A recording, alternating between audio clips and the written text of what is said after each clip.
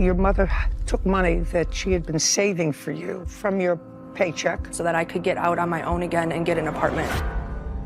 We ended up yelling at each other. I asked her at least 5 or 6 times to just please be quiet. She kicked me out at that point then too, so. Well, that's nasty. It seems to me that rather than picking a fight with her, you should be proud of her. This is Judy Justice. Shanice Eckstein is suing her mother, Jessica Lawrenson, for stolen money and assault. Court come to order. All rise. Have a seat, please. Case 3112, Eckstein versus Lawrenson. Thank you. Welcome. Miss Eckstein, the defendant is your mom, Yes. and there are several parts of your complaint, but the primary part of your complaint is that your mother took money that she had been saving for you. Yes, ma'am. And refused to give it to you when you left her home. Yes. And mother says that you owed her that money she doesn't deny that she saved money for you, it was your money, but that she says that you didn't contribute as you should have to the household when you were living there, and she has a counterclaim, and that counterclaim is that while you were living there, your cats caused some damage to her sofa. Yes, correct. By the way, if you take a look at each other, it's so funny for a stranger to you, look at you, and you can look at your mom and see what you're going to look like in a while. I'm looking at your face. You don't see it.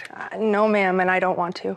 Well, I'm just telling you from a stranger's perspective, sometimes my children don't see the same thing that I do, and I don't see it all the time. But I looked at the two of you, and it's... We've gotten it a lot. It happens. It sure does. It does it? It does. It has. It does? And your mom probably likes it when somebody says, oh, is that your sister? She probably does. She probably does. Okay, so right now, you and your mom are on the outs. That may be forever. It may not be forever. Certainly, from what I read of your complaint, when you hit a bad spot in your life, you went back to your mom. That's false. This was the only time that I'd actually done that. When you hit a bad spot, I just said one spot. Yes, ma'am. When you hit a bad spot in your life, you went home to your mom. Yes. And she let you come home. Yes. First, tell me a little about yourself, Miss Eckstein. How old are you? I'm 26. I am a branch manager at a financial place. I do taxes and loans, so pretty standard. Did you graduate high school? I did. I graduated high school. I did 2 years at the Milwaukee Institute of Art and Design. Didn't finish there, but still love art, you know. And how old were you when you left home? I was 18. And where did you go? I went to the dorms where I was living there for school for a bit. Okay. Your mom, I assume, since she has younger kids, that they're your half-siblings. Yes. Okay. How old are your other children? They are 4, 5, and then I have a 17, an 18, and then 26. Okay. When you went off to college, you got student loans to do that? Yes. And you were there for a couple of years and left. Tell me Yes. why you left school. I was not doing well mentally. I actually started there living in the dorms and then coming back home. At the time, it was about a half-an-hour drive. I worked in my hometown and then I went to school in Milwaukee. So it was about a half-hour drive. I'd come back on the weekends and work. In that process, I would stay at her house on the weekends, but I wasn't able to continue to do that actually because she kicked me out at that point then too. So this is reoccurring. So that would make you about 20. At that time, I think I was 19 and a half-ish going on, around, close. Close to 20. And you had a falling out with your mom then? Yes. Okay, not important as Right. Not important as to why. And then you were on your own. Tell me when you went back to your mom's house and under what circumstances? So in April of 2023, I lost my job due to them closing offices. So I just wasn't able to. Were you continuously working from the time you were 20? Yes. And you left school? Yes, not the same job, but yes. But yes, and you were living by yourself? Yes. And paying your own rent? Yes. You have a car? Yes. Buy it yourself? No, but I guess technically it wasn't a loan, but it was from like a family that I was paying them. So yes. Okay. Title's in my name, yes. Yeah, so you bought it. So when you were 20, you were on your own, self-supporting. Yes. But not bad. I'm just telling you. Yeah. Not bad. Today's day and age, that is a big not bad to be 20 and on your own. Yeah. So you lost your job. Yes. So essentially I was working at this job since 2020, I believe it was, so about 3 years at this point, and they decided they were going to close all of the surrounding offices where I was and then the ones around it. So I didn't really have many options. So they gave me severance. I left. I was working on severance, or, I was waitressing on the side getting severance, and then I also received unemployment during that time as well to just continue with my rent that I had with the lease. Okay. And then? So, I'm sorry. And then I went, I was, getting unemployment. It started to short out a little bit around August. It was getting a little bit difficult to pay my rent. So I decided that it would be easiest to not do that anymore. I moved in with my mother, asked if she could help me at that time of need. Yes. So, And she said yes. And she said yes. Yes, absolutely. Okay. So So- tell me, so you moved back home So- with your mom, and I assume between 2 and 4 siblings. Yeah. Well, I mean, there was 2 originally. One is in college right now, and then the other one ended up moving back as well. A 17-year-old. Yes. So it was back home Yes. with the 4 and 5-year-old. As far as I know, yes. Is that right? Correct. And you lived there with your husband Correct. and 4, 5, and 17-year-old. Yes. So you moved back in April? No, I lost my job in April, moved back around August. So it was, the news happened in August that it was going to be an eviction otherwise. So I realized that I wanted to avoid that, obviously, on my record. So I reached out to her in a moment of panic. She helped me out. I had my stuff moved in within days. Great. Shanice Eckstein claims her mother, Jessica Lornson, assaulted her and stole money she received from Shanice. Jessica is countersuing for the cost of a couch. Okay. According to you, the deal was that you would work, which you did. I mean, Yes. got another job. Yes. You moved in August. When did you get another job? Right away, it was actually, I moved in like halfway through August, somewhere in the near September. So I got a job immediately on, it was September 19th was my first day. Are you still there? Yes. What kind of work is it? Taxes and loans. That's what I thought you said. And you started to give your mom money from your paycheck Immediately. for. To save for me so that I could get out on my own again and get an apartment. How come you didn't put it in a bank? I should have. Hindsight, but my bank was out in Fond du Lac, so it was just a far drive, and my work issued me a payroll card, so that's what I was using at the time, and she actually insisted that I give her the money rather than, so that I can't have access to it, basically, because she thinks that I wouldn't have the ability to not spend it, basically. So that was the point. Okay, and you were saving the money for her. Correct. How much did you save for her? We saved, I think there was $1,800 in there. And I did ask her several times to go and open up a bank account. Okay, but you said but you yeah. saved 1,800. That was 1,800. That's Was it in a incorrect. bank account? No, I had it set aside in an envelope that said Shanice's savings on it. So it's somewhere between 1,800 and 25. I have it actually in my evidence. I have all my pay stubs, and then I also have all of my bank statements showing when I pulled money out. That all add up to $2,600. And then I also have my, there was also like a note that I kept in my phone to save every time that I pulled out and gave her money so that I could keep track of it. So, Okay. Do you have any documentation of how much money she gave you? It was written on an envelope at home. I don't have But that. the answer is no. No. Okay. So I'd like to see yes, ma'am. Give me 1 second. from your phone. That would be most helpful. I don't have it on my phone. It's right here. So this is the beginning of it. This is the savings. And then throughout, you'll get the bank statements first. And then right after, immediately, is all of my pay stubs.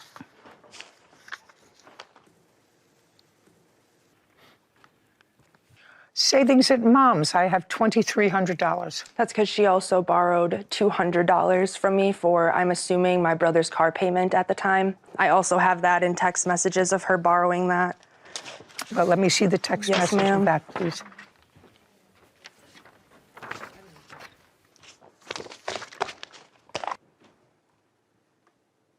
Yes, you remember borrowing $200 from her? So I had asked her, yes. Yes, you remember that? Yes. Okay. That's $2,500. Okay. Then there came a time when you had a problem. Yes. Tell me when that was. I left her house on the night of, it was November 24th. I came back on November 25th around 11:30. I went out to see some friends in Fond du Lac. So she actually sent me with some plates for Thanksgiving to give to my friends. So everything was all cordial and fine at the time of me leaving on Friday night. came back on Saturday night, and initially it started with a text message I sent my brother. I asked him if he wanted to split a pizza. I was coming home, just to hang out with him. He told me he wasn't home. So I texted my mother and I asked her where's Joe? And she told me that he was out with friends, whatever, but she was being very short with me. There's just very short responses. I was asking her if she had a problem. She said no. I said, okay.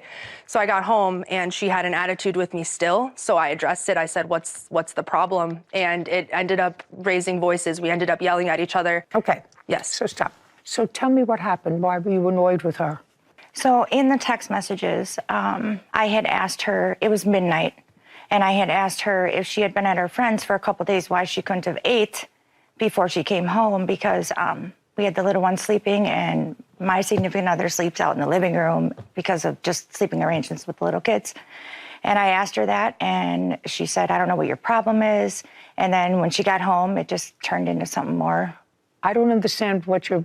May I say something? Just a second. Yes, ma'am. I'm not following you. So she texted me and asked where Joe was. She left on a Friday. Yep. To go up to Fond du Lac. And she was coming home on Saturday. Correct. What time? She texted me, it was about 11:30, saying that she was about 15 minutes out. 11:30 in the evening. Correct. So she gave you a heads up that she was out. She had her own key, right? Correct. Yes. Yes. So that's fine. Yes. And then she said she was hungry. Mm-hmm. Is that right? Correct. Okay, so she said she was hungry, and your response was, why didn't you eat with your friends? Mm-hmm. Because why you want to eat when you come home? Yeah, my boyfriend does get up at 4:30 in the morning, and she knows that. So I just thought it was like, why couldn't this be taken care of before you came home instead of at midnight? Because it kind of disrupts the house, I guess. You must have had a bad day with somebody that day. That's not something that I would actually say to one of my children. I'm just letting you know. Well, right. I'm just letting you know. You might have just had a bad day. Who was this? This is my mother-in-law, Diane. I mean, she had somebody who was responsible. She texted you that she was coming home.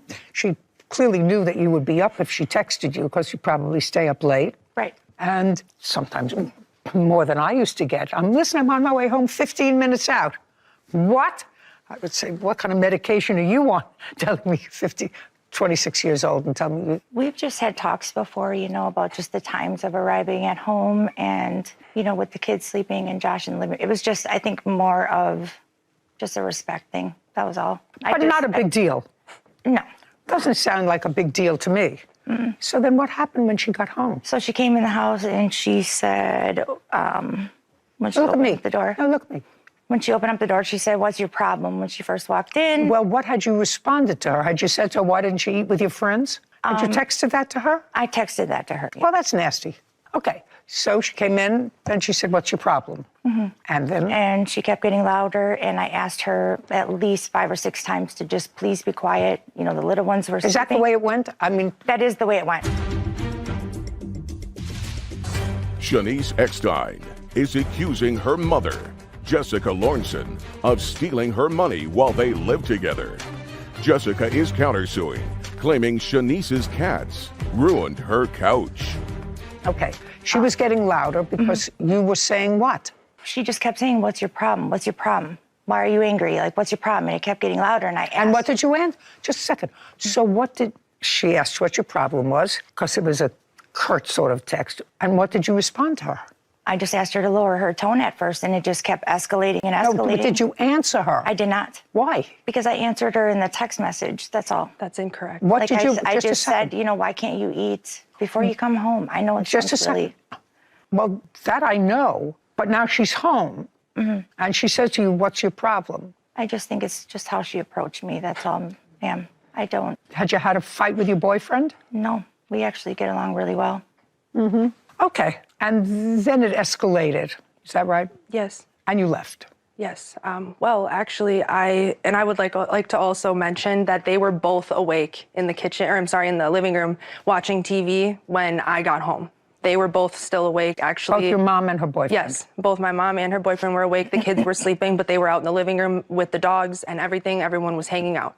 That's the setting. And I would also like to note that my 17-year-old brother was also out and not even returned home yet, was driving her car at the time. I came back at a reasonable time, let her know with my own car. So that's setting the scene, clearing that up. Is there anything that your daughter just said that is Yes, Josh inaccurate? was actually sleeping on the couch until she came in the first, like when it started getting loud, he woke up. She said he was out. No, my son was out. My 17-year-old Your was out 17-year-old Correct. was out. Where was he? at a friend's. He was hanging out. Was he there. coming home? Yes, So your daughter came home before he did. correct. How do you get along with your mother's boyfriend? He's a really nice guy, actually. I'm very happy that he is around her. I was hoping that it would make her a little bit of a better person, but I do like him. He's a good guy. Now, going over the numbers, Miss Lawrenson, you saved $2,500 of your daughter's pay, and that was your understanding that you were saving it for her. You indicated it was in an envelope. It was an envelope with her name on it. She left. I don't care what the circumstances were of her leaving. That's her money. Right. I did ask her, the original agreement when she moved in was to contribute to groceries. No. Contribute to groceries to help out with like household stuff. Our utility bills did go up, and I had to talk with her out in our garage, asking her if she can contribute a little bit. I literally live week to week, paycheck to paycheck. And I asked her if she'd help me. She said she would. Okay, but you asked her to help you. She never did. She just gave you money to save for her. Correct. Well, then you owe her $2,500. That's her money. That's her money. That's not a contract. Can you help out with the groceries? Can you help out with the utility bills? That's not a contract. I'm going to save your money for you so you can move out and be on your own. That's a contract. So you have to give her back her money. Money owed for damaged property. You've got one couch, Correct. and it's a leather couch. Correct. Have you had that couch since you had your 4- and 5-year-old? Yes. So you have a 4- and 5-year-old that use that couch and sit on that couch and play with that couch. Now I want you to show me a picture of how you say her cat or cats destroyed the couch. Okay. There is these four here. And it's on the arms, on each of the arms, and then on the bottom footrest. No, this is a worn couch. I know the That's seats are, yes. Oh, come on. What, are you kidding me? Miss Lawrenson, all I can do is suggest to you that you keep your fingers crossed that your 17, 18, 4- and 5-year-olds turn out as articulately and independently as your 26-year-old. I wish you good luck with that, but it seems to me that rather than picking a fight with her, you should be proud of her. She's been on her own for a very long time, taking care of herself, seemingly responsibly, and you were short with her. You were short with her that day. It was an unloving, that text to her about why can't you eat with your friends was an unloving, non-maternal response. You understand? Yes. Good. So you owe your daughter $2,500. She owes you nothing. Judgment for the plaintiff in the amount of $2,500. Thank you. This court is adjourned. I feel that I didn't get to speak on everything and that I wasn't heard. Honestly, very grateful. I was honest in my statement and had all my evidence. Just very grateful and ready to be done with all of this. Wiping my slate clean, absolutely done. Just if she would have read all like the details that I had with the dates, the times, just things that Shanice and I have been through in the past. Probably one of the hardest things that I've ever done, but I had to do it. So we did it, and we're here, and I'm done. She owes me more money, $500 for an electric bill that she never paid me. She never loaned me any money in the first place, so she's holding on to something that doesn't exist, and that's unfortunate for her. It hurts. It does. Because it's been a long time coming. It's been years of her putting me down and just being the thing that stands in my way of my full potential, and I don't know what the reason is. I don't want nothing to do with her. Finally, I had to just stop because I have a life to live. I've given it a lot of thought. I hope she lives the best life she can. Now she's burned the bridges. I hope I never have to cross paths with her again. I was really impressed by that young woman. Yeah, seemed like she had it all figured out from a pretty young age, responsible, taking care of herself. Paid her rent, bought a car, Yeah. paid it off, texted her mother, I'm on the road, I'll be home in 15 minutes. Yeah, overly accommodating and understanding. It's just unfortunate. I know she probably all she wanted was her mother to acknowledge all of those things as positives, and having a daughter that accomplish that much at such a young age. Yeah. I'd want my parents to acknowledge and celebrate that, and I feel like she didn't get that, unfortunately. Yeah. Sad. Yeah. At least she got her money back, though. You got out of the car and he punched you. Absolutely. He proceeded to keep pounding on me. There is no indication here from you to the police that he ever put his hands on you. He beat me up. Be careful. I've been doing this for 50 years. Do you understand? This is Judy Justice. Lucretia Gaines is suing her ex-brother-in-law, Dwight Francis, for assault and a false arrest. Court come to order. All rise. Have a seat, please. Hello, Judge. Case 3030, Gaines versus Francis. Thank you. You're welcome. Miss Gaines, who is this? My witness, my twin sister, Lucinda Gaines. And your sister is married but in the process of divorcing the defendant. Actually, they're already divorced. When were you divorced? August 18th, 2022. Okay. The events surrounding this case happened in November of 2020. Yes. Each one of you claim that they were assaulted by the other. In November of 2020, your sister and the defendant were having trouble in their marriage. That be a fair statement? Yes. And your sister had complained previously to you that the defendant was trying to get her in trouble, alleging that she assaulted him. Absolutely. So on November the 8th, you receive a call from your sister. No, we was already on the phone, Your Honor. So you were on the phone with your sister. Yes. And I want you to relay the conversation that you had with your sister on that date. Well, we were just sitting there chatting like we always do. We were just laughing, talking about her schoolwork. I was talking about my schoolwork. We both had tests coming up, so we were just relating to each other in that manner that we always do every day. Okay, let's go. Move it along. Anyway, all of a sudden I heard, after an hour of talking to her on the phone, I overheard him say, "Let's fight. Let's do this without the cops." And I was like, You heard him say, let's fight. "Let's do this without the cops. We could fight right now. We could Just a fight second. right." I want to be very clear because Whitney is taking, let's do this without The police. the police. That you remember. That I remember. Don't speak. Let's do this without the police. And what's the next thing you heard him say? They just started arguing, so Just a second. Would you go back, Whitney, please, and tell me what the plaintiff said? She said that he said two things. Yes, let's fight. Let's do this without the cops. Let's fight. saying that to my sister. Shh. Let's fight.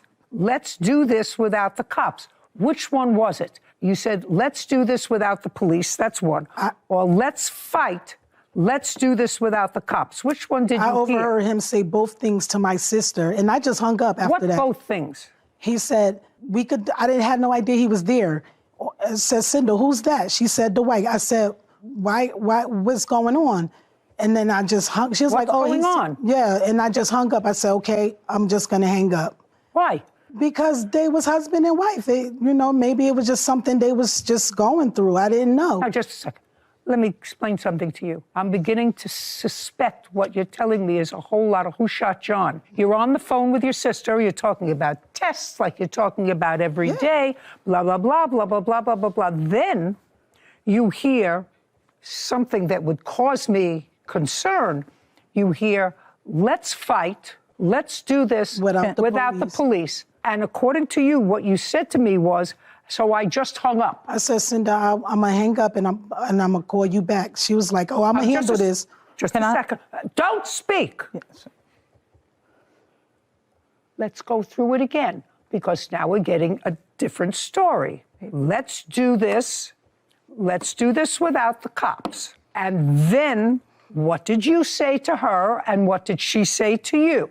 I asked her, "Who was that in the You background?" said, who was that in the background? And she said, "Dwight." I said, Dwight. "Oh, I thought he didn't be there anymore." Okay. And so she was like, "Oh, I'm gonna handle it. I'm gonna just call you back." So I said, "Okay." Okay. She said, oh, I'm going to handle it. I'll call you back.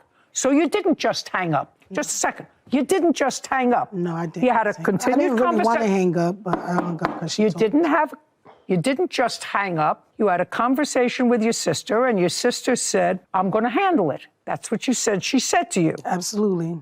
After 20 minutes, I called. So I felt like they got into a fight. Why I felt that way, because I don't care why he you had her just a arrested. Second. Just a second. I don't care why you felt that way. Yeah. I don't care scared what for you her felt that because way. he got her arrested on October 27th, 2020 for assault. I had no idea. I was calling her.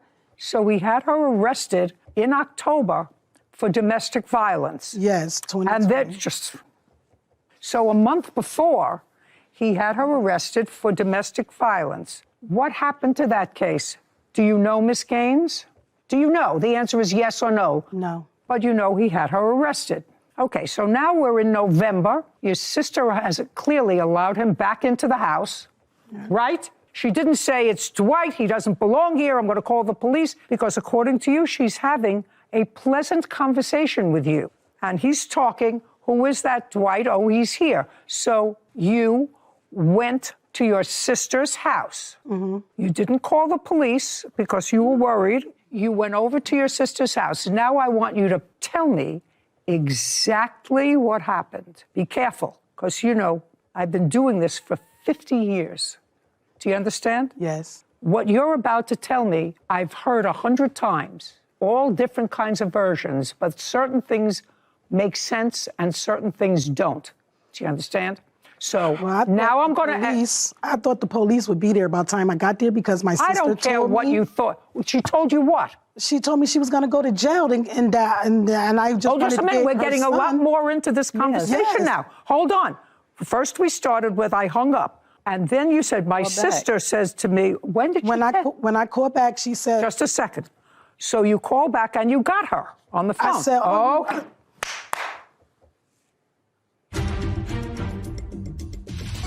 Lucretia Gaines claims her ex-brother-in-law, Dwight Francis, assaulted her and lied to the police. Dwight is countersuing, claiming he defended himself from Lucretia's attack.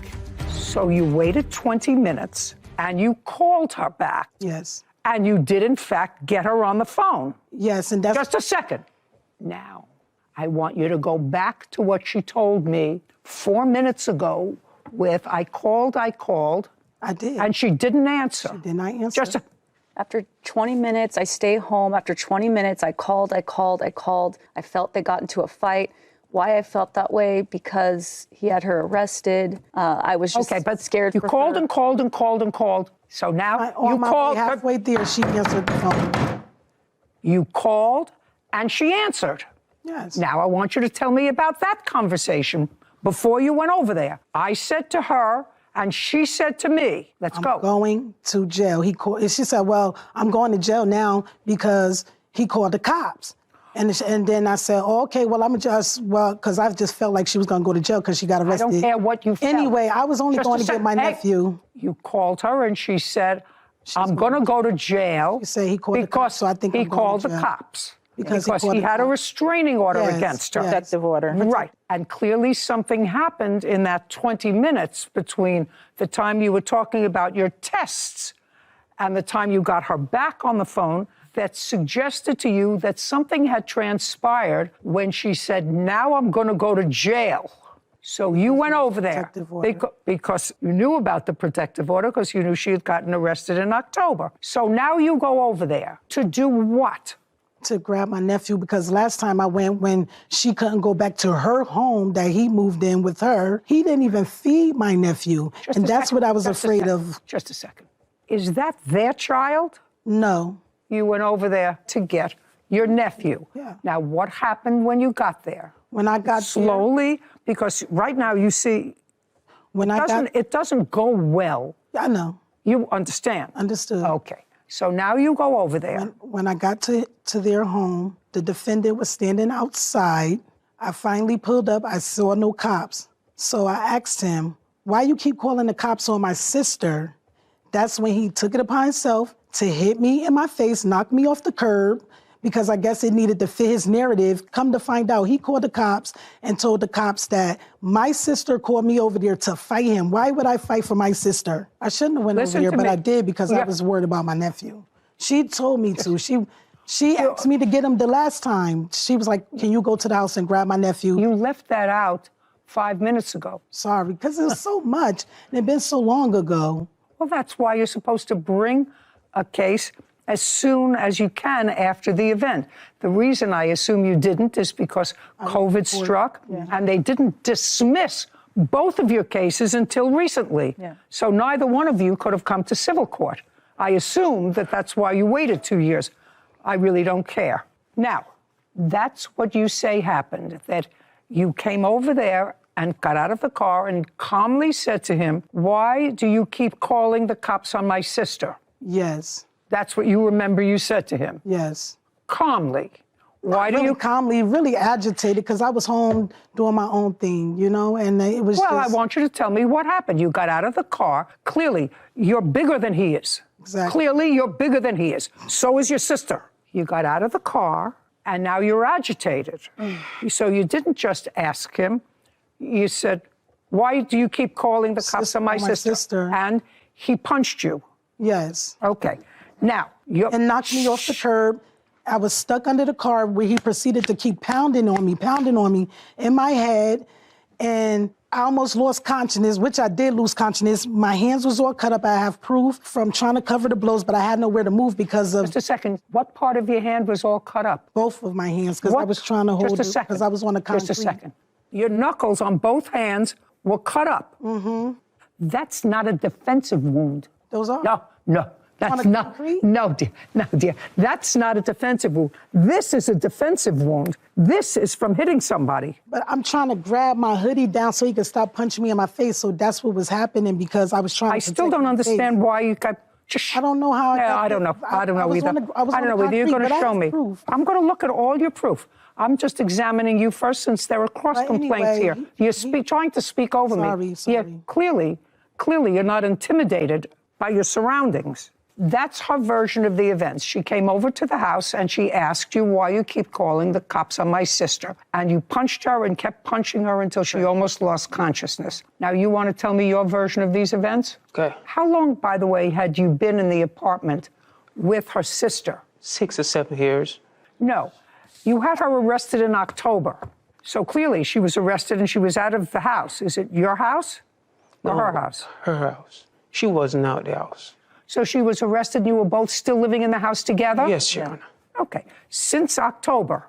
Yes, Your Honor. So you were there and she was there? Same way, Your Honor. Same way? Yes. She was released by the police and you were there, she was there, and her son? Yes, Your Honor. Is that correct? Yes, it's a partial. Judge, don't speak. Okay. So when you said, what's Dwight doing there, you clearly didn't know that they were still living together. No.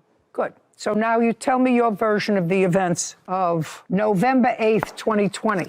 Tell me what happened Okay. Lucinda was keep coming at me, How did she keep coming at you? like coming up in my face, like she want to fight with me. And I never want to fight at all. That is not true. If you say one more word, I'm going to throw you out. Do you That wasn't understand? me. That was her. Oh, you're easy. You're going to be gone. Did you call the police? Yes, Your Honor. Okay. Did you call the police before Miss Gaines got there? Yes, Your Honor. Okay. So now you called the police, and clearly she heard it. Yes, Your Honor. And she said to you, I'm going to get arrested. That's what you said. Because it was a... Did you say something? Lucretia Gaines has accused her ex-brother-in-law, Dwight Francis, of assaulting her and lying to the police. Dwight is countersuing Lucretia, claiming she assaulted him. So you called the police and you went outside. I went outside first before I called the police. You went outside and called the police from outside? Yes, Your Honor. Okay, go ahead. When I called the police, I stepped down to the sidewalk and I was there waiting for the police to come. I heard a car speed come around, hear her yelling, I hope you're not calling the cops. I said, of course I'm calling the cops. She pulled over to the side and come up towards me, ready to fight with me. I never want to fight. I turned my head around. She was already there in front of me, sizing me up, and I just make a mistake and look around. And by the time I made that mistake and look around, she knocked me over. And? I saw her about to hit me again. When I hit her, she fall, and I run off, try to escape. She get back up and running me down. I couldn't run no more because I was going towards the hospital direction where I was going. When she caught up with me, the cops turned up. Okay. May I see the police report, please? I have one.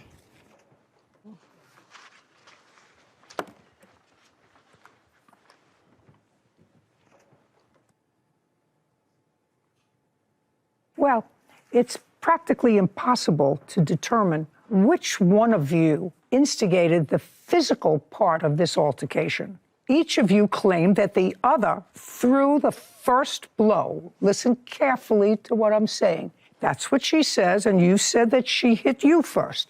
So it's impossible to determine who hit who first. However, the police report is very telling. It says that when the police arrived, they found you on Kensington Street. And you told the police, you're Lucretia, Yes. said Francis, that would be him, began to walk down Kensington Street. So the fight had begun, and he got up and started to walk away towards Chapel Street, which is consistent with what he said. And Lucretia said she ran after Francis and began fighting with him until the police arrived. That's what the police report says. I can show you. I couldn't even run. I had torn meniscus. Just a second. There's no way. I'm telling you what the police wrote in their report that you told them. And it's totally consistent with what he said, that he was trying to walk away. I was running. After he beat me up. Listen to me. You went over there furious. I wasn't furious. Oh, yeah. You understand Just a second. You went over there furious. Absolutely not. Your Honor, Absolutely not. Can I tell my story, please? Can you tell your story? Yes, please. Oh, be my pleasure. I got a couple of questions to ask you as long as you want to testify. Okay. There is no indication here from you to the police or any other authority that he ever put his hands on you. What you complain about him is that he's disrespectful, he taunts you, he says nasty things to you, Yes. he calls you names. Yes. In response to that, you assault him. No, I don't, ma'am. Oh. Miss- Yes, sir. He had me falsely arrested. Yes, he's small in stature, but I don't know how he keep manipulating the system. This man is dangerous. You have to understand something. You told the police that he doesn't... We never had a physical altercation. That's why I don't know where he's getting these things from. It's like once he found out we were going to divorce, he didn't want to leave the house. So that's why he kept having to try to put a case on me. All may be true. Yes. There is no indication here, as a matter of fact, quite the contrary, that he ever put his hands on you. He never put his hands on me, and I never placed a hand on him. Your sister did. Now you can sit down. Go. Can I just tell you how we even got here? No. All I want to say. No, I'm just telling Sorry. you. I don't care how you got here. This happened 2.5, 3 years ago. And the reason that you're here is because of an incident that had, in its beginnings, you going to a place where you had no right to be. Can I please show you the medical reports? Because there's no way I ran down the street. Just a second. I'm going to read what you told the police. That was... After a brief verbal altercation, Francis punched her in the face. They both began fighting in the middle of the street. Francis then began to walk down Kensington Street towards Chapel Street. Lucretia said she ran after Francis and began fighting with him until the police arrived. Okay, your case is dismissed. All right. Now, you have any medical records of your injuries? Yes, I'd Your like Honor. to see them. I have scar to it. Just a second, I'd like to see them. I'm telling you, I did not run after him. How can I run? How can I run after him if my knee, a torn meniscus? Do you want me to play the tape of you walking through the door into the courtroom? Yes, you did. I could walk, yeah, but I'm Yeah, still right, in you pain did. for the rest of I my can life. play the tape back I for you have to if get you like. surgery, Your Honor. Not only is the case going to be dismissed, but because I see you can't control yourself. Even in a courtroom, you can't control yourself. I'm hearing his case now. He's got a cross complaint. And as far as I'm concerned, you were the aggressor. You went there I did. to a potentially aggressive situation by yourself. Yeah, by she- yourself. She have something in her hand too. I never see what it was, but I know she threw it away. Do you think I need your help? Okay. Forget it. Telling you, this man is dangerous. You'll see he'll be arrested again. See what I mean? You can't control yourself. You want me to believe that you got out of the car and calmly said, why are you calling the police on my sister? Somebody who can't control themselves in a courtroom. Judgment for the defendant on the counterclaim in the amount of $5,000. Your claim is dismissed. All right, thanks. Court is adjourned. I'm just sad about the whole situation because I feel like I should have won this case. Everything is in facts, and that's how it happened. It was the truth. I just figured she was going to jail, so I just wanted to get my nephew and leave. I want to be a good parent. It goes on. He's manipulating the system, and it shows. That whole case just seemed like a mess all the way around. I think the plaintiff went there maybe a little hotter than she was ready to admit. I think the police report seemed enlightening after you took a look at that and read her own account of what she told the officer. And, you know, he didn't seem like Prince Charming either, though. So I'm annoyed that you gave him the judgment. I agree with it because it was so unclear. I gave him the judgment, actually. Because she couldn't control herself. I knew. Because you're in a courtroom setting and you try to take somebody's demeanor in a courtroom setting, which is intimidating. I mean, I'm intimidating. I know that I'm intimidating. Couldn't control herself. Yeah. You know, you have to couple the law with common sense. He's no doll, for sure. But he extricated himself from the house because according to her, and then down the street. he was outside when she got there. The police report was clear. He again tried to extricate himself by walking away. And when the police arrived, they were fighting on the street. Again, because she had caught up with him. She said she went there to get her nephew. You can call the police and say, I think there's going to be a problem. Would you take me over there? There's a domestic case. But she went over there hot. And the reason he was awarded money is because she couldn't control herself, even here. There was no question in my mind that she was the aggressor. No, I agree. You asked to put the van in her name because you have unpaid fines. Okay. That's against the law. You knew that he couldn't have a car in his name. I knew that he had a lot of tickets. So you were an accomplice. That's not a question. That's a statement. This is Judy Justice. Edward Taylor is suing his former friend, Sabra Crockett, for the cost of a van. Court come to order. All rise. Have a seat, please. Case 3065, Taylor versus Crockett. Thank you. Welcome. Mr. Taylor, Yeah. I read your complaint. I have several questions.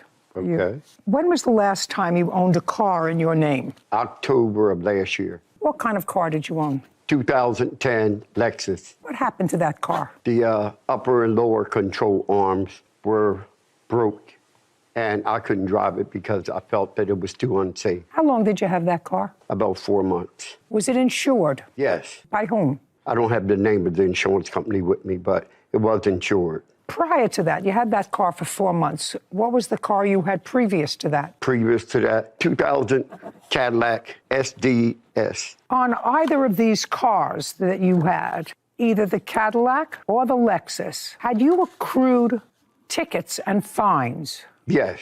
How much? I believe my tickets are around a couple thousand.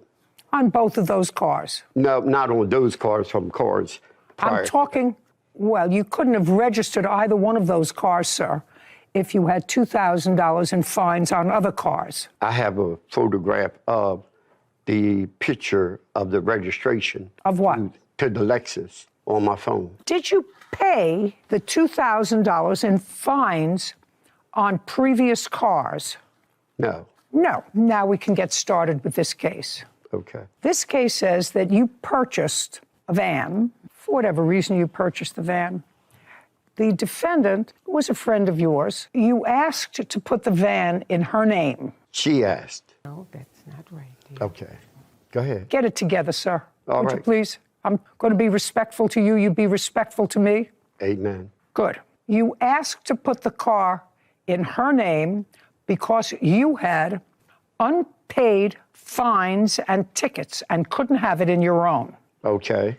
That's not an okay. That is a yes. Yes. Okay. Okay. Just as long as we're getting it together. Okay. And she did. You bought the van. You paid $2,400 for it. No, ma'am. How much did you The pay total for it? price, I have the bill of sale here, evidence. It says here in your complaint, sir, I paid $2,500 for the van. Yes, I made a payment on the van since then of May I see, $200. may I Yes. see the papers that he's showing me?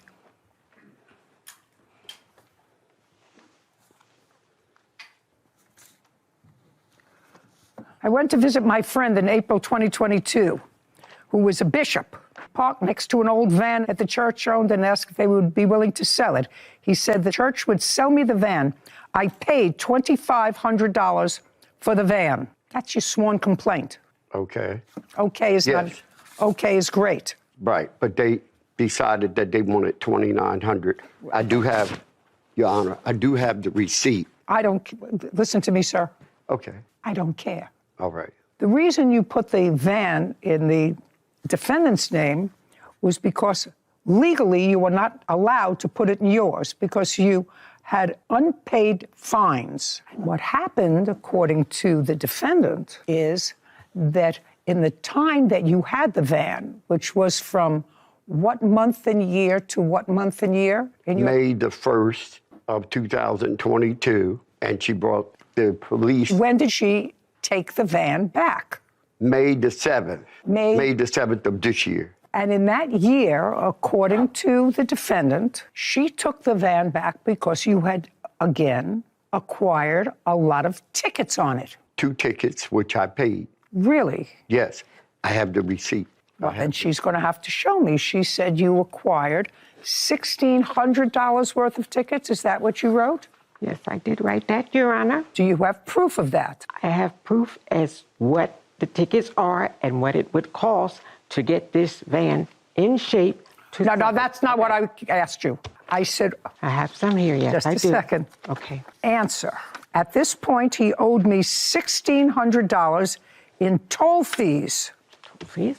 Do you have proof that he, in that year, he accrued while driving the van No, Your Honor. Why not? Because the $1,600 was including everything that needed to be added to this van. No, Miss Crockett. Yes. No, Miss Crockett. That's not what you said here. You said you took it. I'm going to read Yes, I you know. what you wrote. Yes, dear. At that point, he owed me $1,600 in toll fees, and I didn't trust him to do the right thing. Before the van was completely worthless, I decided to have the police come and get it. Yes. So how much were the fees? You said toll fees. How much could you prove that he had accrued in toll fees? You didn't spend any money for this van.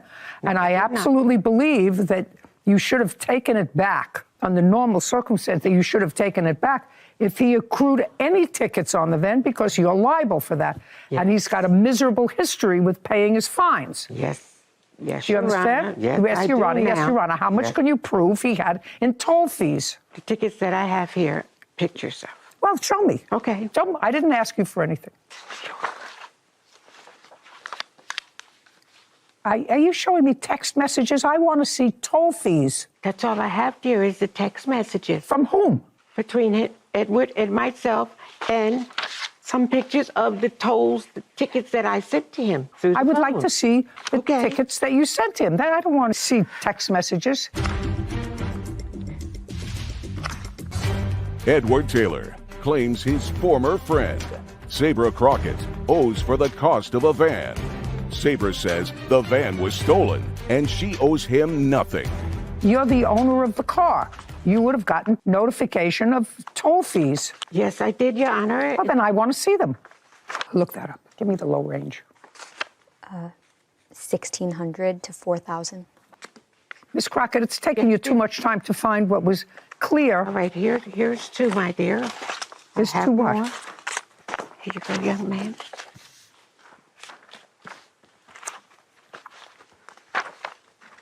Yeah.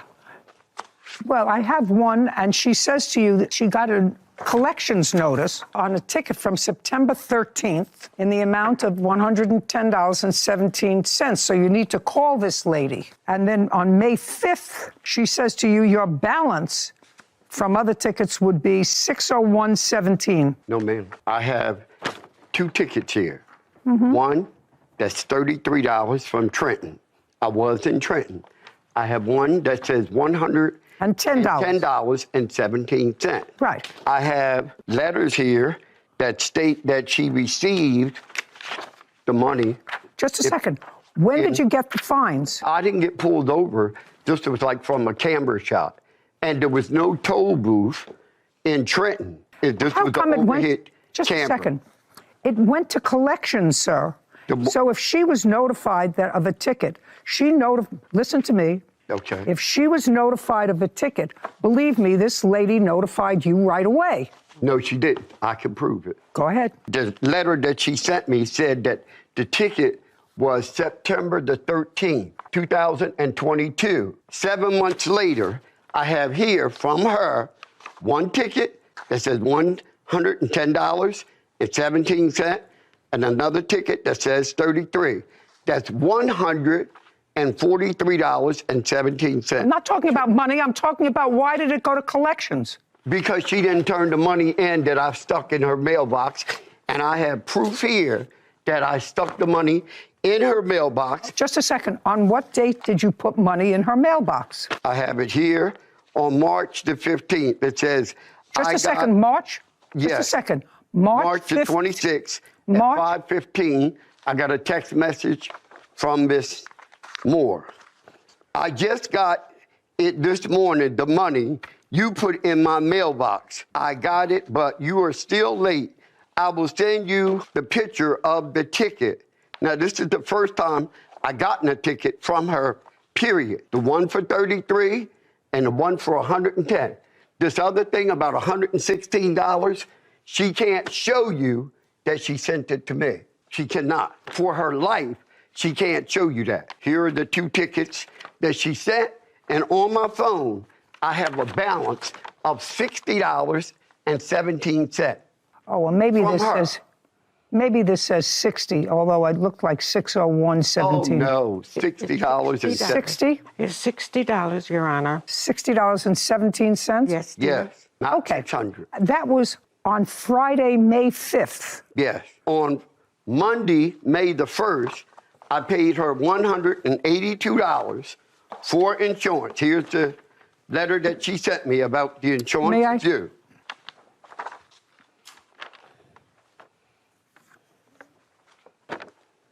This is in... Here's another one. Just a second. Okay.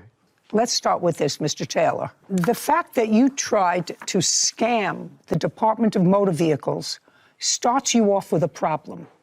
Do you understand? Yes. With me. Starts you off with a problem. Because if you know that you're not allowed by law to register a car in your name because you have unpaid fines from whatever state you're from. What state are you from? Philadelphia, Pennsylvania. From Pennsylvania. You have unpaid fines. And you try to circumvent the law by physically owning a car, having it in your possession, and being the sole driver of the car, and putting it in someone else's name to circumvent the fact that you haven't paid tickets, doesn't put you in a good place here. Okay. Do you understand that? Yes, ma'am. We understand that. It's like buying a car without a driver's license and saying, you know what? This is the car I want. I have no driver's license because they took my license away for drunk driving, but I need a car to get around. So I'll give you the money, you buy the car, and I'll drive it. Do you understand? Yes. That's against the law. So when people come into court who have already broken the law, and you ask me to find in your favor and return a car to you that you can't own, you understand? We have a problem. That's where we're starting from. Now, similarly, you were an accomplice because you knew that he couldn't have a car in his name. Are you denying that you knew he couldn't have a car in his name? Yes, I am denying that, Your Honor. Now you tell me why you thought uncross your arms, why you thought he needed the car put in your name rather than him owning the car himself. Okay, this is how it went, Your Honor. No, I asked you a question. Yes. I mean, do you own a car? Yes, I do. Did you pay for it? Yes, I did. Is it in your name? Yes, it surely is. It surely is. Who is this person? This is my girlfriend, my neighbor, and my friend. Does she own a car? Yes, she does. Is it in her name? Directly, yes, it is. Okay, so you know that if he bought a car with money Yes, and said to you, put it in your name, there had to be a reason. definitely. What did you think the reason was? When I got to the Allstate office to get the title change, he approached me and said, could you put it in my name because I have a lot of tickets? That's what I just said. Yes, That's but I what didn't know that. I knew that he had a lot of tickets. I said, I'm going to give you 3 months. It doesn't make any difference. What you did was you knew he couldn't put it on cross. You knew he couldn't put it in his name because, for the same reason the drunk driver couldn't put a car in their name, they had no license. He wasn't allowed to own a car unless he paid off his fines on his old cars. Yes, Your Honor. So you were an accomplice in that by putting it in your name. That's what I'm telling you. That's not a question. That's a statement. There's a difference between a question and a statement. I'm making a statement to you. Yes, you are. You knew? No, he I was did not know, dear. Oh, yes, you did. No, I did not, because when I met Mr. Taylor, he was driving a Chrysler 3000. Who cares? He told you he couldn't put it in his name because of the tickets. For the tickets. That's what. Yes, dear. That's exactly what I said to you. He Yes, told you you he did. couldn't put it in his name because of the tickets. Edward Taylor is accusing his former friend, Sabra Crockett, of refusing to pay for his van after it was stolen. Sabra says she did Edward a favor, and he still owes her for parking tickets. So, Mr. Taylor, I am disinclined to help you, but I want to know what happened to this van, just out of curiosity.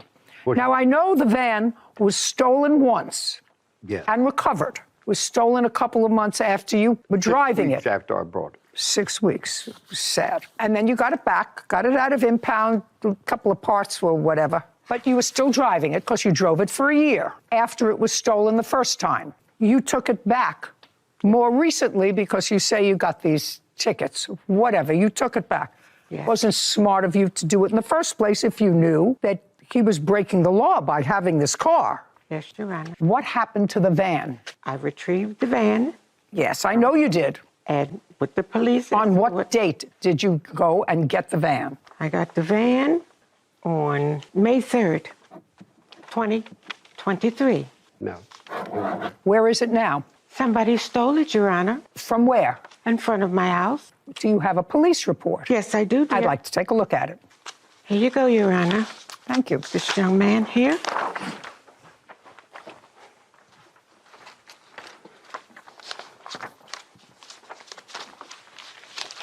Okay. And Allstate is the insurer. Yes, dear. Did you advise Allstate that it was stolen? Yes, I did. And what happened? They gave me a claim number and said they'll call me in a couple days. And did they call you? Or are you waiting for the call? I was waiting for the call, yes. dear. Oh, well, then you have to wait, sir. If you get any money, you have to give it to him. Do you understand? Yes, Your Honor. Yeah. I have talked to Allstate, but it was only, liability on it? No other? Well, that would not be my problem. That would be his problem. You put insurance on this. Yes, I pay Well, every month. it depends upon what kind of insurance you have. $80 If you get any money back from Allstate for the van, listen, this just happened. We're talking about something that happened 23 days ago. You're not a priority for Allstate. So I don't know whether they're going to give you any money or not. It depends upon his insurance. All I'm telling you is if you get any money for this stolen van, it belongs to him. Yes, Your Honor. Very good. Has he cleared up all the tickets that are in your name? No, dear. How much is outstanding in tickets Probably- that you can prove? Probably $50. I don't care about $50. I mean, I neither. care about $50. Okay. I care about $50, but not as much as this tape is costing to tape this case. So you understand that if you get the check and if you had insurance to cover your van, sir, pay attention. If you had insurance to cover your van, I'm directing her to turn that money over to you if she gets it. Yes. If she doesn't get it, you get nothing. Okay. But how would I know if she got it? Well, you trusted her to put the car in her name, didn't you? But I can't, Your Honor, can I show you this here where I don't owe anything for tickets? I don't care. No, Do you I'm just understand? saying. I don't care. You Okay. do owe for your old car's tickets. Okay, yes. You but I'm do saying owe attorney- thousands of dollars for your old cars Yes, for tickets. I agree. All I'm saying to you is that if you had full coverage on this van instead of just liability, if you hit somebody, she should get a check for a stolen car. If you do not have that on the van, she will not. So I would suggest that we will prepare an order for this car that you can send to Allstate, which is your insurer, that if there is a check, her insurer, which if there is a check, that check should be forwarded to you. Whether they will do that or not, I don't know. But I doubt very much whether you were paying for anything other than the minimum liability on this van. Would that be right? Yeah, that's right. But Then you would get nothing. Then you would get nothing. She doesn't have it anymore. Yeah. Got stolen. I knew nothing about it being stolen. Well, just so that you Until know, now. this is the police report.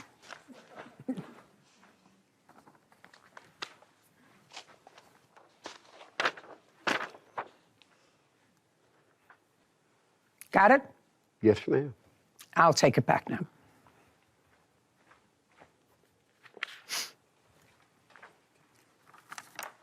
Got it? Yes. Very good. Thank you very much. Your case is dismissed. Thank you. This court is adjourned. Well, the judge made a good decision. I think the judge did a marvelous job. Well, I just didn't pay it. That's just telling the truth. Because he knew I had a valid driver's license and I could drive and he couldn't. She never intended on giving me the title. I went to his church and I had the police to meet me there and I had the title, registration, and the insurance card. I learned that you can't trust everybody. This is a lesson learned. Do not sign for anything unless you check out all the facts. Okay, I just have a little bone to pick with your analogy of, I understand the analogy that you made between driving drunk and covering for someone who's unable to drive under the law for having a DUI or, something of that nature. But when you liken it to parking tickets, I understand under the law equally that person would be unable to register a car for those two reasons. But I feel like with a DWI, you're making an active choice to get behind the wheel when you know that you're drunk and you're endangering the lives of others. With parking tickets, there's a lot of factors, socioeconomic factors, that play into why someone might not be able to afford their parking tickets. Now, before you get to the counterpoint of he bought 2 more cars after that, I'm not saying that this situation warrants my counterpoint, but I do think that it's something to consider, is that a DWI is something very serious, that you're taking an active role in your own criminal behavior, You're endangering others. You're endangering others. I would agree with you. When you come into a court of law and equity, equity means you want a fair result to happen. So you're sort of throwing yourself on the court and saying, I want you to do justice. And before you do that, you're supposed to come in with clean hands. Right. And he clearly couldn't do that because the whole scheme with the car is to avoid personal responsibility, paying your tickets so that you can have a car, so that you don't park next to a fire hydrant in a handicap spot, in a fire zone. You're not supposed to do that. That also places people at risk, but not in the same way as drunk driving. But I understood the analogy. You're not supposed to, not here anyway, break the law and then come into court and ask for my help in equity when you've broken the rules. The same court you're defrauding. Yep. And she was really a co-conspirator. I don't even think she realized until you said it 3 times. No, I don't think she realized. She realized it either. I'm not sure. She was supposed to be a church member or whatever, a friend. I'm not so sure that there wasn't a little bit more there. I don't know. I don't know. But I certainly wouldn't, for anyone, put a car in my name and be responsible for it and let you drive if you have a history of being irresponsible. You wouldn't even do that for me, I don't think. No, you don't have to think about that. I would not do that for you. I wouldn't put a car in my name for you. Jessica Schleicher is suing her ex-boyfriend, Sam Branch, for unpaid rent and the costs of an eviction. Court come to order. All rise. Have a seat, please. Hello, Judge. Hello, Kevin. Case 3106, Shackler versus Branch. Thank you. You're welcome. Schleicher. Schleicher. Okay. You and the defendant lived together for 25 years. Reason that you never married? No. Any reason? Waiting for financial things to come together. And that was quite a wait. Yeah. In any event, this 25-year relationship ended badly. And it is your claim that the defendant stayed in an apartment that you had lived in together.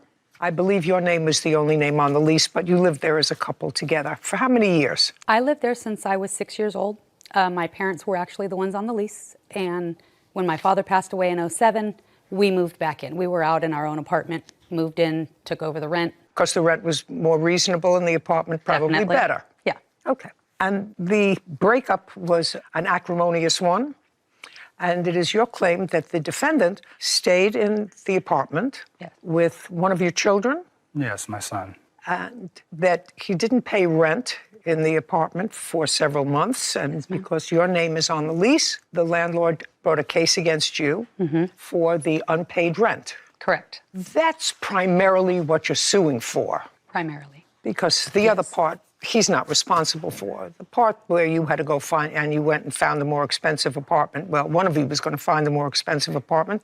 Is this a rent-controlled or stabilized? Yeah, the place that I was in, I was still grandfathered in at 2000. Yeah, so it was a rent-stabilized, grandfathered in. You were there together, not you. No, The two no. of you for 25 years. No, I was there with my family. He moved in with his son in 2007, but I was there with my brother and my parents since I was just little. a second. I thought you were together for 25 years. We were, but I was in that condo for 39 years, since I was 6. How long did the two of you live together? Since 2007, for 16 years. But you were in a relationship before that, so you lived together in that apartment for 16 years. Yes. Okay.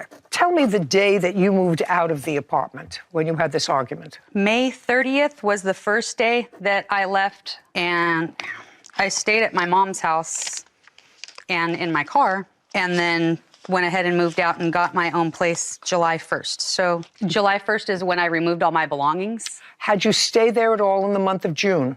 No. Is that correct? I think there might have been a week in June. Well, if you think that she says no, No. she says no, and what you may be, Right. she wasn't there. Your son was there? Yes, he was. All of June, you were there? Yes, I was. So you were there June.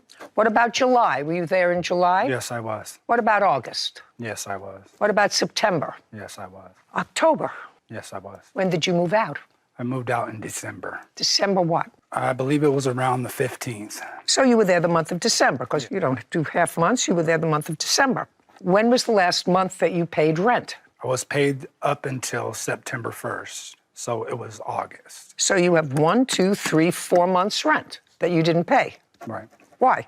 Well, when Jessica moved out, the property management came to me with 3 weeks to go in the month, saying that they were going to raise the rent $750. Because you're no longer grandfathered in under her parents or grandparents or Right. whoever lived there. So they were going to raise your rent $750. Yes, And they were going to raise it starting what date? September 1st. So you said, I'm not paying the increase. No, that's not correct. So you just didn't pay anything? No, I Well, feel- that's what I said. When was the last time you paid rent?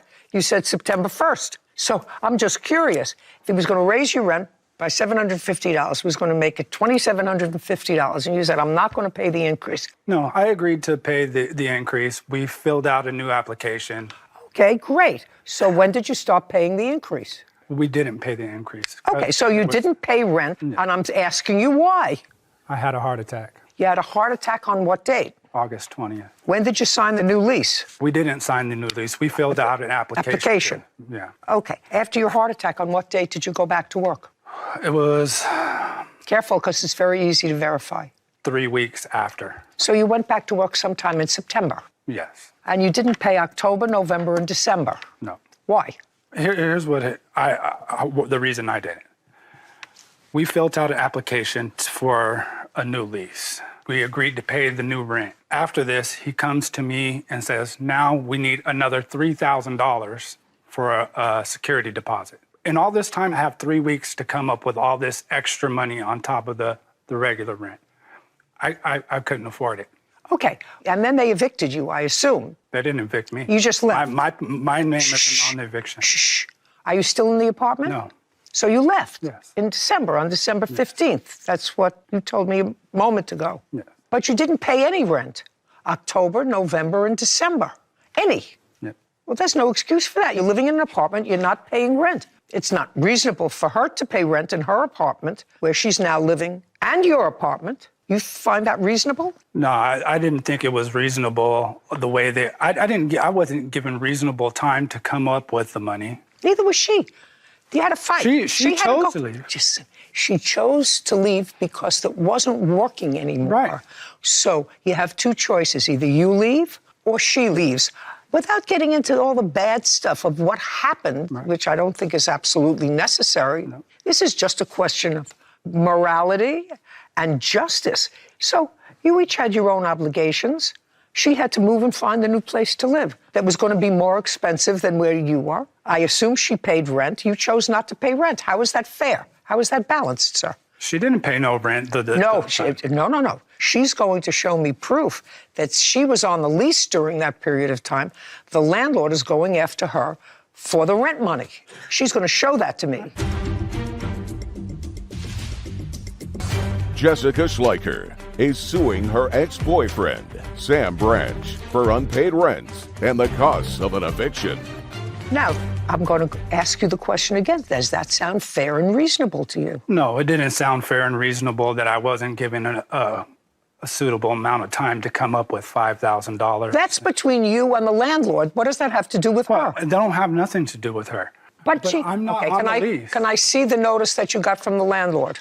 Yes, there's the eviction against me with all the documents you need.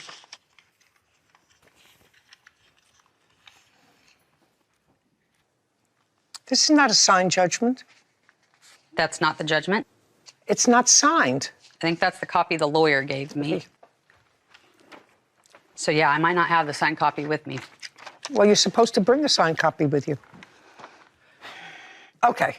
There's no question the rent was due. There's no question that the eviction proceedings were for money, so that whatever monies are transferred will be transferred to the owner of the condo, because that's to whom it is owed, correct? The property management company, yes, ma'am. Okay. The second part of your lawsuit is that damages resulting from eviction and abuse. What is that about? It was the difference of the rent from the condo to the new place because I was forced out. Okay. With police and everything else, I was out a lot of money. That's not his problem. Somebody was going to be forced out of this apartment, either you or him. But I'm the one that had to call the cops, and I have police reports, and he's the one that was abusive. I had no other choice but to leave my family's home. Well, it was your family home. You lived like a family for 16 years. You weren't hospitalized as a result of this incident, correct? No, ma'am. You didn't see a doctor as a result of this incident, correct? No. You don't have any photographs to show me as a result of any injuries, correct? No physical injuries, ma'am. What you are complaining of is that he would talk to you incessantly, wouldn't let you sleep, right? I read it. There was a lot more than that, ma'am. There was no physicalness between the two of you that I read here. There was yelling, spitting, throwing things, and picking up the bed that I was sitting on and slamming it down, and just anything but putting physical hands on me to avoid the police. Well, he's not paying for your new apartment, and you're not going to pay for his new apartment. Anyway, the resolution of this case is easy: $6,063, and the check will be made payable to property management. Okay, thank you very much. We're done. Thank you. This court is adjourned. I don't call it living for free, you know. If you're gonna treat me like I'm a tenant, then you gotta treat me like a tenant. You gotta give me a 30-day notice. I do feel Sam owed me some money for everything that I had to spend leaving the place. You gotta give me all the stuff that comes along with being a tenant, instead of just skipping away. I wouldn't have had to leave if it wasn't for his abuse, so. Better to part ways. Time to take care of me. You were right when you said you lived together for 16 years. She kept referencing it as her family home, which I understand the history, and she lived there since she was a child. But when you live there with your partner for 16 years, that becomes your shared family home. Like you said, someone was going to have to leave, and someone was going to have to pay more rent. So, you know, at the end of the day, someone was going to have to leave. Right. And the landlord, the person who is supposed to get the money, will get the money because they're the people who are out the rent. Yeah. And he had an obligation to pay rent. He just knew he wasn't responsible for it. Yeah. Legally and they couldn't go after him for it, so he just didn't pay it. No, can't do that. It's not right. So the car was stolen. Yes, we were separated at the time. He knew I was coming back to drive across country because we were arguing a lot. Did you have any indication that she was leaving you? Yes. So while she was away for that 1 week, Yes. her car was stolen. Yes. This is Judy Justice. Erin Dean is suing her ex-husband, Dennis Dean, for an unpaid car loan and negligence. Court come to order. All rise. Have a seat, please. Hello, Judge. Case 3122, Dean versus Dean. Thank you. Welcome. Ms. Dean, it is your claim that the defendant owes you for a car that was stolen as a result of his negligence. That's correct, Your Honor. Okay, so let's start with, you and Mr. Dean were married for the first time in what month and year? July of 2013. You and Mr. Dean were then divorced.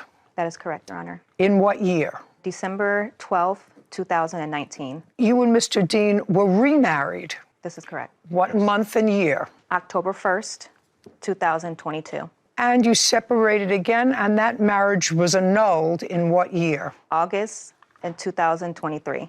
Now, you purchased a car. Correct. In what month and year? October of 2019. While you were married. We were separated at the time. We were not living together. But you were married. Correct. So this automobile was purchased during the course of your first marriage. That is correct. Do you have a copy of your divorce decree? Yes, I do. And does that divorce decree award you the automobile? Yes, Your Honor, it does. I'd like to take a look at it.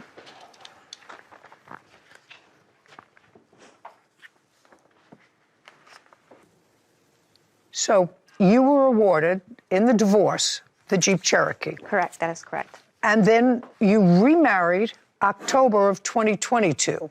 That's correct, Your Honor. The Jeep Cherokee, which is the subject of this case, was stolen on what date? From what Dennis told me, he realized the car was stolen on December 19th, 2022. While you were still married. Correct. Now, you were remarried in October of 2022. Yes. And where did you live? In Pasadena. What address? 780. And you both lived there together? Yes. Had you lived there before, during your first marriage? No. Had you lived there while you were separated? Yes. When you remarried and you were living at 780, was the plaintiff living with you? Yes. So she moved into your residence? Yes. So far, is that correct, Ms. Dean? That's correct, Your Honor. And you had no other residence? No. So you moved into 780? That's correct. Mr. Dean, until what date did Miss Dean live at 780, month and year? January of 2023. That is false, Your Honor. Just, okay. I'm not asking you anything. Okay. January of 2023. What happened in January of 2023, sir? She moved back east. East to where? North Carolina, while we were still married. Okay. The car was stolen in December. Yes, December 14th. December 14th, so several weeks before she left. Yes. Tell me the circumstances surrounding the car being stolen. First, she was going back east. Yes. And she asked you to take her to the airport? Yes. Just a second. Did you drive her to the airport? Yes, I did. On what date? It was a week prior to the car being stolen, which was December 7th, 6th or 7th. She asked me to take her to the Mr. airport. Dean, when you took her to the airport, what car did you take her with? In the Jeep Cherokee. Did you have another car? Yes, I did. Why did you take the Cherokee? Because it was big enough to put all her luggage in. So she asked you to... Yes. Okay. Now, when you left for the airport, where had Mrs. Dean spent the night before? At our residence. At your residence, Yes. together? Yes. And what was the reason that she was going back east? To visit her friend in Houston. Before she went to visit her friend, and you were living together as a married couple. Yes. Had she given you, or did you have any indication that she was leaving you? Yes. Tell me about that. We had prior disagreements as far as where we wanted to live. She wanted me to move back east. She wanted to have another child, which I didn't feel comfortable with. Did you have a child together? No, Who has children we both do. from prior relationships? Yes. Okay. So you had been arguing. Yes, it was. Just- Oh, okay. You had been arguing. The night before she left, you were still sharing the same residence. Yes. So you took her to the airport in her Jeep Yes. at her request because it fit all the luggage. And then after you took her to the airport, what did you do with the Jeep? I parked the Jeep in a gated parking in my residence. How long was she away? About a week. When she was coming home, who picked her up at the airport? I was supposed to. And did you pick her up at the airport? No, I did not, because she says that she wasn't coming back because her car, I had told her about her car being stolen. And then I told her that once I found out that it was stolen, I got a police report done. So while she was away for that 1 week, Yes. her car was stolen. Yes. And it was stolen from where? Under the gated parking of my residence. It was in the gated parking? Yes. Okay. Do you have a police report? Yes, I do. I'd like to see it.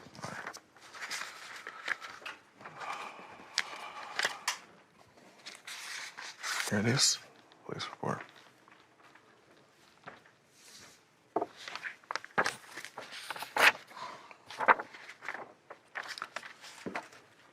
Okay. So the car was stolen. That's correct, Your Honor. Now I got the dates and I got everything. And the car was stolen and? Car was stolen due to his negligence. No, you say negligence. The car was stolen out of a gated area. First of all, even if it was stolen as a result of his negligence, you don't get your money. Dean claims her ex-husband, Dennis Dean, is responsible for car payments after the vehicle was stolen due to his negligence. Let me ask you this question. I'm going to maybe phrase it differently. My husband is trying to be helpful, and there's a leak in the faucet in our kitchen that has just been redone. Mm-hmm. And I said, well, I have to call somebody to fix this little leak. It's dripping, and I don't want it to get any worse. And my husband said, you don't have to call anybody. I have my toolkit right here. I'm going to fix it. He's a lawyer. He doesn't know about plumbing. But he goes under the sink and he jiggles and jaggles and turns things, and there's a flood. And it not only floods out the kitchen, but it floods the apartment below. And I say, get out. I don't want to know you anymore. You're always doing things like this. You think my husband's responsible if the house is in my name? Get out of here. Can I explain my situation and what happened, Your Honor, please? You can. So now you have about 2 minutes to tell me your theory of the case. When he did take me to the place, I did tell Not him, the place, to the airport. To the airport. I did tell him not to move my vehicle, not to drive my vehicle. He moved my vehicle because he has an unregistered vehicle that is in the previous divorce decree. And he uses that vehicle, he switches out his Infinity plates to drive that vehicle to and from work. I told him not to move my vehicle because I know he likes to move that car, so he told the police officers who rides back and forth the street doesn't see it. That's not true. And when he moved my vehicle, he left the keys inside my car. My car cannot start without a push start. So he took out the garage opener, and the reason why is because they were doing maintenance work at his apartment complex at the time where the gate was left open overnight. That's how my car got stolen, because the lady who did take my car, she had access to easily get inside of it, and the keys were inside my vehicle to where she was able to steal it. Think about my husband, who I'm fighting with all the time, fixing the sink and causing a flood in an apartment or a house that is mine. I can't sue him. But it sounds to me, from what you tell me, that you knew he had been playing around with license plates while you were still together. That's what you just told me. That's what he does. No, that's not true. Listen to me, sir. It may not be true, but that's what you just told me. It's in text messages, so that's true. That's what you just told me. That's correct, Your Honor. Okay. You have no case against him. It's unfortunate that your car was stolen and it was found, I understand. Yes, but it was was. found totaled. Total, yeah. Well, that's not his fault. Case is dismissed. We're done. This court is adjourned. I told him not to drive it, not to move my car, because I know that's what he did. He did it anyways, my car got stolen. I didn't leave the key in the car. Actually, I had put it in my bag and took it upstairs, but she just went with that because that's all she had on. I just hope that I never have to see him again. I just want peace and just to be left alone and get back to my regular life. Can you imagine how the courts would be flooded with lawsuits if married people could sue each other for negligence? Be more backed up than it is right now. Oh, it would put a complete stop to the justice system. Yeah. Anyway, I don't even think that in this case he was negligent. I mean, there was debate as to whether or not he left the keys in the car. That could be viewed as a little bit negligent. But they were a married couple who cohabited together until a couple of days before the car was stolen. And the place where he lived, evidently, which was under construction, somebody left the gate open. Well, that's the person who she ought to sue for leaving the gate open, which allowed her car to be stolen. Sure. Not her husband. Agreed. Ridiculous. Is suing her former friend, Douglas Soroki, for storage fees and a wrongful eviction. Court come to order. All rise. Have a seat, please. Hello, Judge. Case number 2062, Bahar versus Soroki. Thank you. You're welcome. Ms. Bahar, how old are you? 38. What do you do for a living? I used to be a cosmetologist.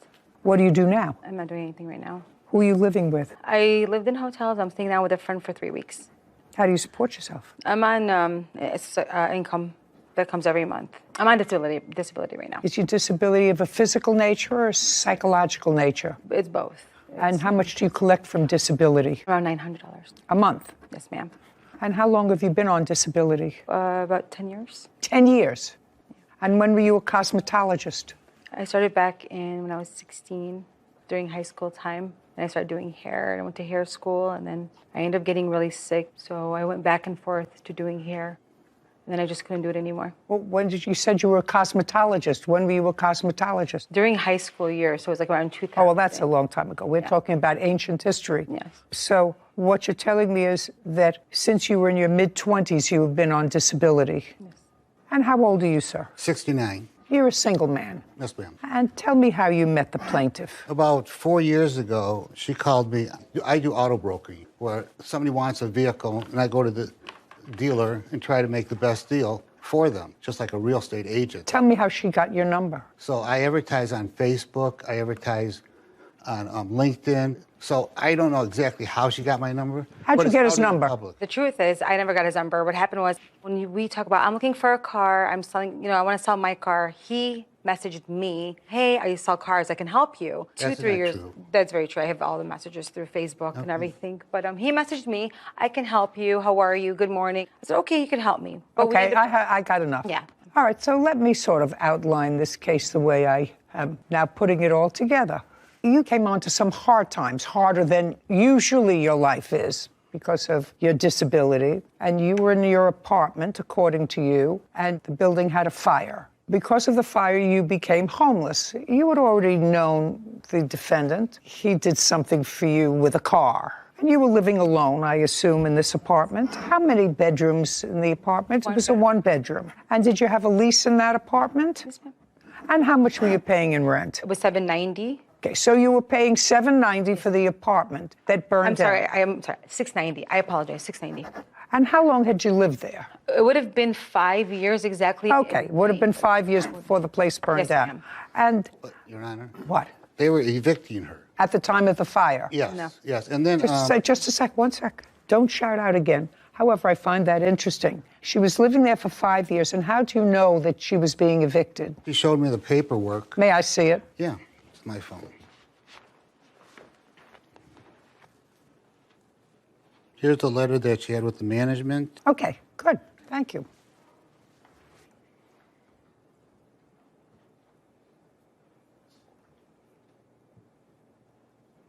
I just see your request for a hearing, and the hearing was for what? It was dismissed. I had No. The hearing's for what? Was it for an eviction? No. What was it for? I had COVID, and I had Sarah Pay. Are you not understanding me? No, hearing for what? I'm sorry. I said, was the proceeding an eviction notice? No, it wasn't. It wasn't an eviction notice. They don't have proceedings for COVID. They have an eviction case. You may say, I don't have money because of COVID, and they give you time to pay. Were you served with an eviction It was notice? a warning to go to court. Just a second. Yes, ma'am. For what? For speeding, for robbery, for assault, or for an eviction? For non-payment. For eviction. Listen, for eviction.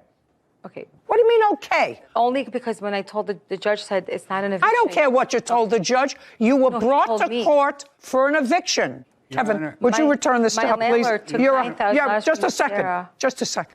Ms. Bahara, let me explain something to you. ma'am.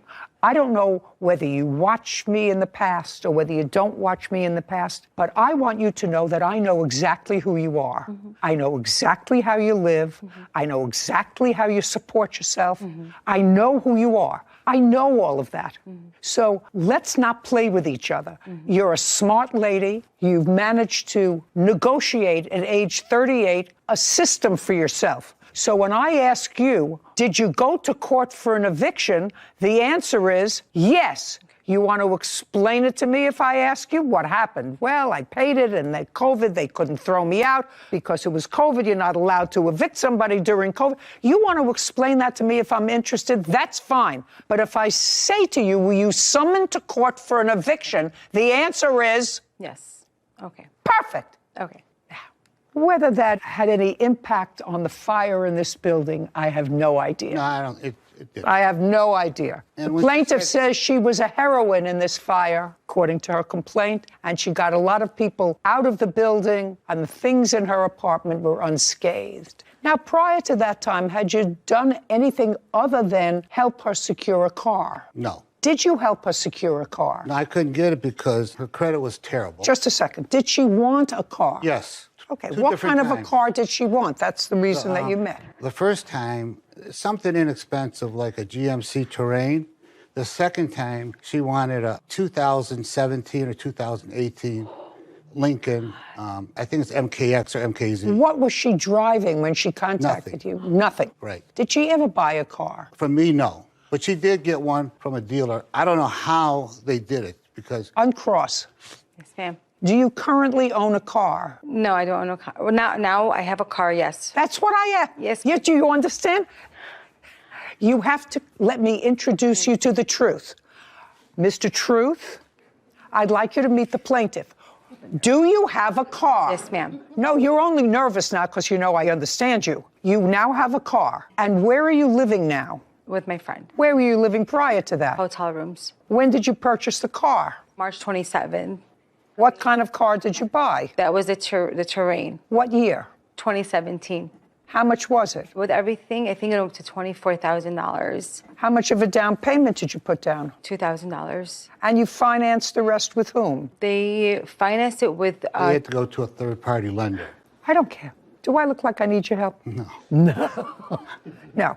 Because I'm trying to find out how this lady, who has the sole income of $900 a month, lived in an apartment for $700 a month, managed to save up $2,000 to put down on a car. Car has insurance, car has gas, car has expense. You have to buy food, you need to take care of your hair. Looks like you buy nice clothes, look like you have some jewelry that's more than $900 a month, and you've been really on the doles for a decade. So I'm just trying to square all this with what I'm seeing. Do you understand where I'm going? Great. Okay.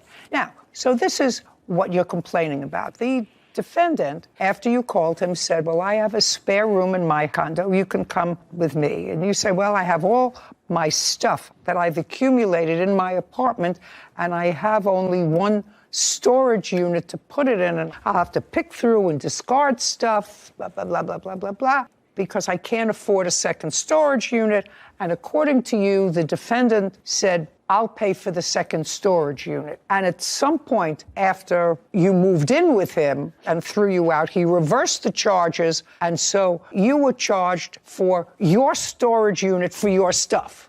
That's part of your lawsuit, $600. Now, the main part of your complaint, for which you want almost $6,000, is for punitive damages because you claim that Mr. Soroki, while you were living with him, rent-free, food-free, everything free, made unwanted advances towards you. And I'm certain that what you did was put in this complaint the most egregious things that he did to you, because you would want me to know the most egregious things that he did to you, right? Okay. claims her former friend, Douglas Soroki, owes for storage fees and a wrongful eviction. Douglas is countersuing for property damage and false accusations. So let me read to you what you say he did to you, the unwelcomed advances. He would walk around the house in his underwear. Yes, ma'am. Just, I didn't ask you anything. These are the most egregious things. And he patted my behind when he walked past me. Not true. Now, just a second. Those were the first two things that you tell me that he did to you. Now, how many times do you say he touched you? Between on the 7 to behind? 8 times. 7 to 8 times. Okay. When did you live with him? I moved in March 5th of the fire. And how long did you stay? Till the 31st. Of what? Of March. And what happened on the 31st of March? I was trying to make phone calls to get a car behind his back because he took the privileges from using his car. Just a second. So while you were living with him, he let you use his car when you needed it. And then he told you you couldn't use his car anymore? So he didn't tell me. What he did was on the 24th, he said, we're going to go to my son-in-law. I sold the car to some lady. Come with me. Let's drop it off, which is the Cadillac that I'm using because he has 2 cars. He ended up getting the electric Audi. He said, just use my car. Now, keep in mind, he's letting me use that car since March 3rd. March 4th, my house burns down at 1 a.m. So he goes and gives a car to some lady. We drop it off all the way. Date? March 24th, if I'm not mistaken. Okay, so that's March 24th. So I have no more car at this point. So the Cadillac is gone now. You didn't have a car when you were living someplace else. So moving in with him, you had a car. Yes. Which was very nice because you hadn't had a car previous to that. So now we dropped the car off and now you didn't have a car. Yes. That's March 24th. Right. Then what happened? I was trying to still figure out, and we had talked. You tried? You didn't finish to say you were trying to figure out what? Figure out how to get a car, like to see what I can Okay, do. so you were trying to get a car. As for the money, the way it was saved, I had a GoFundMe. Just a second. Yes, ma'am. Don't tell me you had a GoFundMe page. I did. I did. It was for the fire. Just a second. It was his idea, too. No. I got it. Got it? Oh, I'm dying to see that. Okay. Now, you were driving his car, right? Yes. Ever think about driving for Uber? Seems as if you're perfectly capable of doing that. You drove a car. Go pick somebody up, take them back. I don't know how that would be affected by your disability because clearly you were able to drive. I'm going to get past that. We're back to March 24th. Now you're making calls when he's not around to try to get a car because you no longer have a car. You leave on March 31st. Do you want to tell me what the circumstances were that caused you to leave on March 31st? So March 26th, he said, can you please go to a friend's house? I'm bringing a girl over. I said, yes, no problem. It's his house. Okay. You can do that. I said, can you please drop me off? I have a friend that was supposed to be my witness today. She wasn't feeling good. Can you drop me off because it's only 15 minutes where he's from? He said, yes, no problem. And when you slept in the defendant's condo, you had your own room? Yes, ma'am. Okay.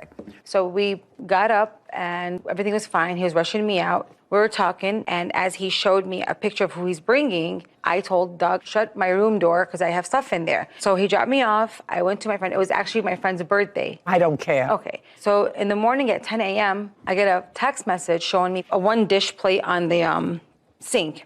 And he's like, you couldn't do a dish? I said, I cleaned the whole house. I said, anyways, should they drop me off or do you want to come get me? I want to come back home. He's like, no, I'll come get you. I'll pick you up. He came, he got me. We sat in the car. I said, hi. He's like, I asked you to do one fit. I said, wait, the dish? I said, I cleaned the whole house and everything. We went back to the house. Then what happened? He knocks on the door and he says, pack up. I'm calling you Uber, leave. I said, I have nowhere to go. Where am I going to go? What do you mean leave? He said, I just don't want you here anymore. Now, this is on the 27th. He tells you to leave. You call the police. No, he called the police. I told him to call the police. No, she Oh, didn't tell me. just a second, because you didn't want to leave.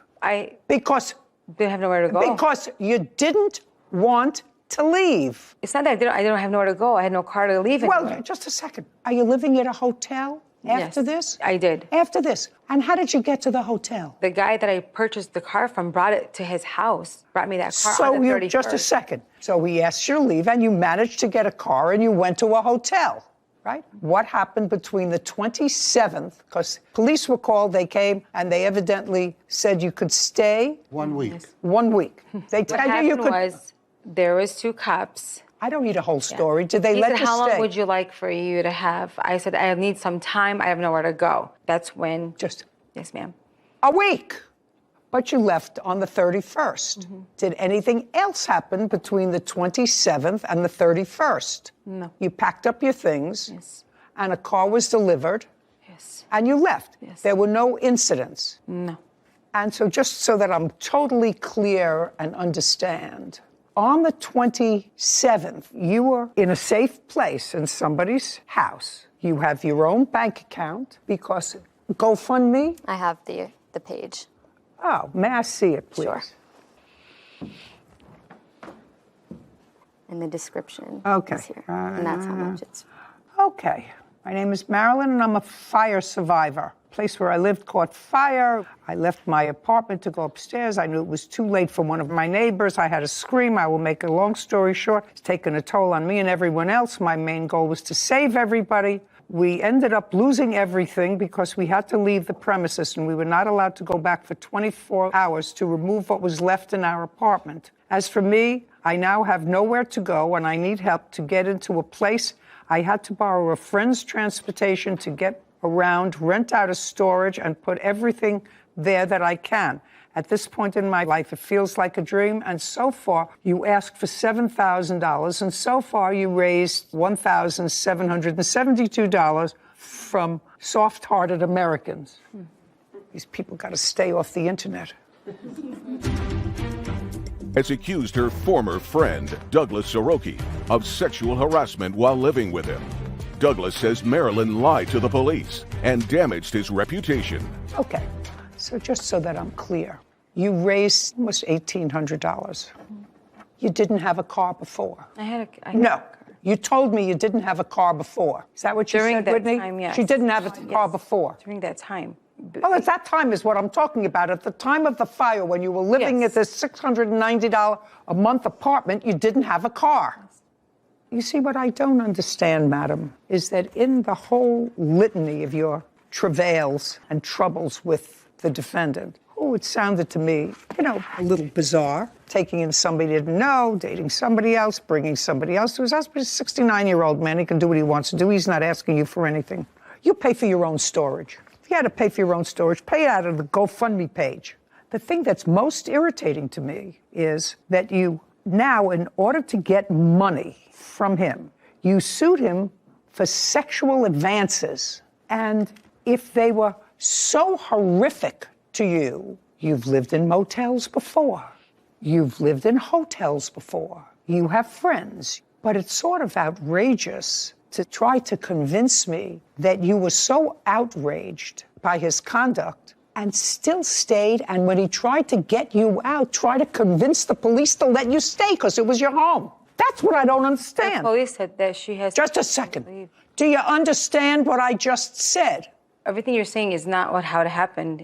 Everything's a lie because he gave me the car 2 days before the fire. He told me I have an extra room. I'm gonna help you come clean my house. I'll give you $300. Get back on. This is the truth. I'll get you back on your feet. I did lose my home. I did save people. Yes, I am. You're not understanding what I'm saying. I was over there for free. I paid for food. I helped him too. The car he'd give me, I go back and forth, help him bring in his papers to the car dealerships. Let me ask you a question. What do you think he owes you for? You're going to pay your own storage unit. That's why you went on a GoFundMe page. He said do the GoFundMe. He called one of his friends from California. He's the one that sent $500. Yes, I saved it. That money from the GoFundMe and from whatever I got from my friends, I saved it to get a car. I said, are you going to still help me put the down payment? He promised the down payment. He promised everything. Yeah. I have proof right here that he promised everything. I'll take care of you. Don't worry about it. This is all him saying. Take care of yourself. I find it unbelievable for a person as strong as you are that if he was doing these things that were so irritating to you, there's the door. And what I have a problem with is that some people really are subject in their workplace, in a domestic situation, abusive people. And when you try to use it to get money from, well, that's what you're here for. That's what you're suing him for. $6,000. Right, $6,000. $6,000. I could have. Just a second. Just a second. Don't tell me you had nowhere to go. You've had some place to go for 38 years. For 38 years, you've managed to find a place to go and find. Don't speak back to me. You've managed to find some place to go for 38 years. and without working, hustle to live. However that was, whether it's through relief or food stamps or disability payments or cosmetics on the side, you've managed to not work and live. Well, that's what you told me. That's what you told me. Don't look quizzically. You've managed to not work and to live. Somebody who may have had ulterior motives. 70 doesn't go into 38, sir. 38 goes into 70. But 70 doesn't go into 38. So I would stay within my ballpark if I were you. Do you understand?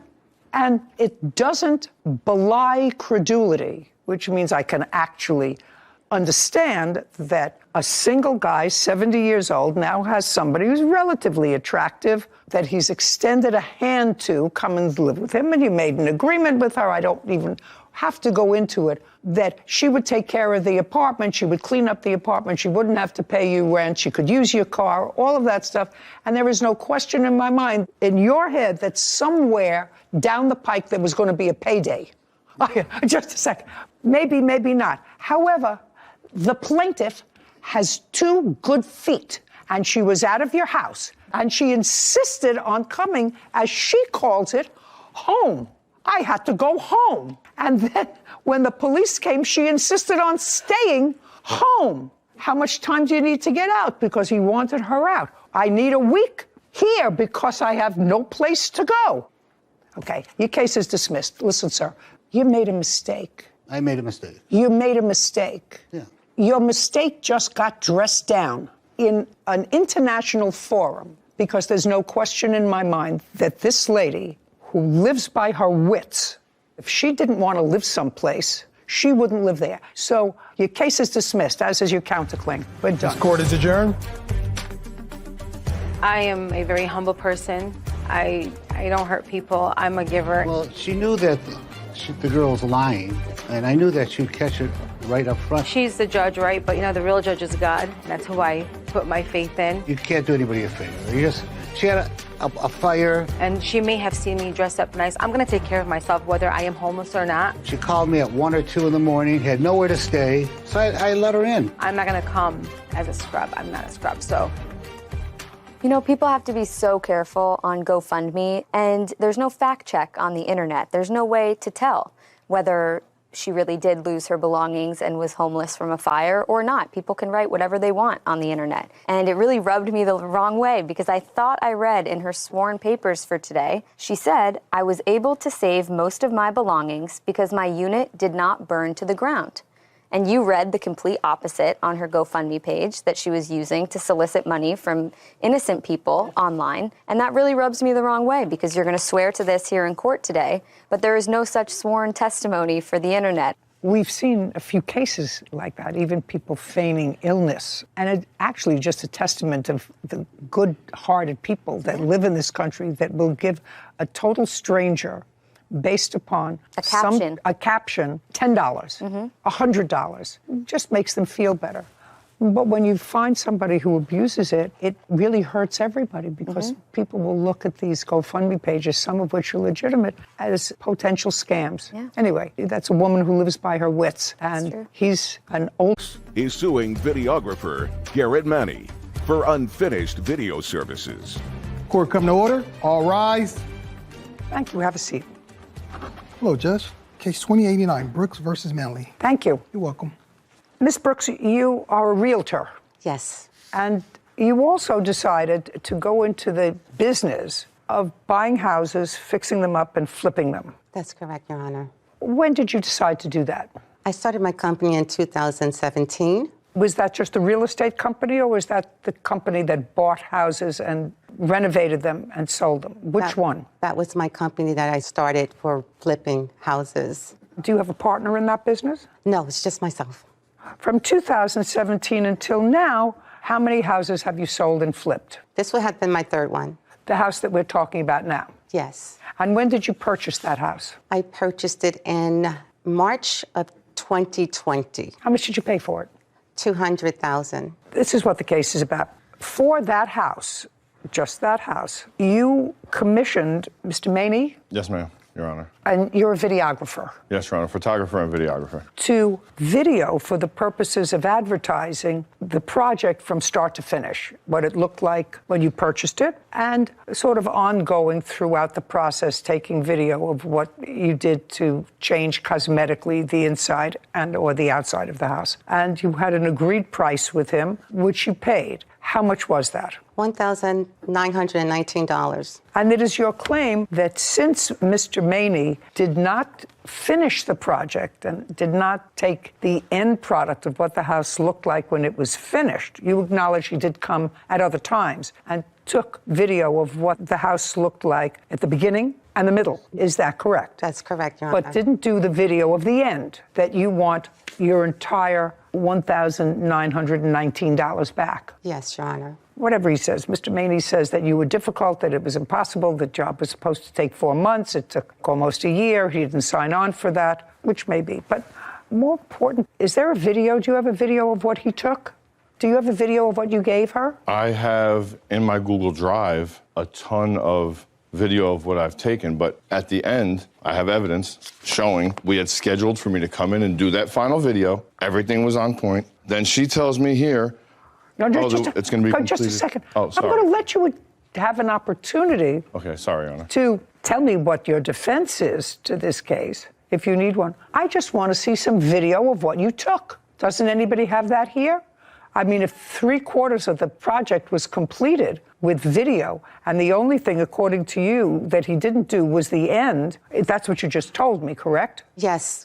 Okay, so did he give you the video that was done? I got nothing, Your Honor. Your Honor, she has had access to the Google Drive with all of the video components in there. I cannot complete the final edits to put everything together until she completed things on her part, which was never done, which was spoken about from the beginning. Completing things on her part meant completing the house. Completing the house, talking points. Okay, but video is completing the house. That's part of it. Part of it. And the other one is audio where she tells you what's been done. Yes, Your Honor. I'm just thinking out loud. Why didn't you do that yourself? Your Honor, I never had a video to be able to go and do my...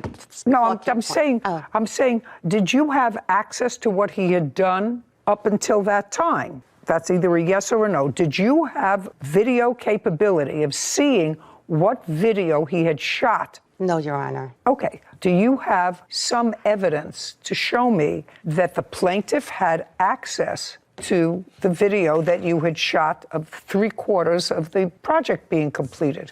I believe I have something in here about uploading stuff into the Google Drive, which if she didn't have access to that Google Drive, then how did she upload the final walkthrough video that I do have evidence of that is not professional, that I was unable to complete due to her lack of commitment? Just a second. You have video of what? There is video evidence of the final walkthrough that was done by somebody on a phone camera because she canceled on me last minute when we were supposed to do it. Just a second. Where did you get that evidence from? She uploaded it into the Google Drive that had all of the videos, which she had access to, obviously, so if she put it in there. So what you're saying is Miss Brooks added a video of a final walkthrough that was done by whom? My son. By her son. And she added that final walkthrough to the Google Drive, and therefore you were able to get it. And she tacked that on to the work that you did complete. Is that what you're telling me? All of the rest of the videos are in that same Google Drive. It's in the same Google Drive. Which she had access I to got the it. entire Now I'd like to see the video. Which is not professional quality.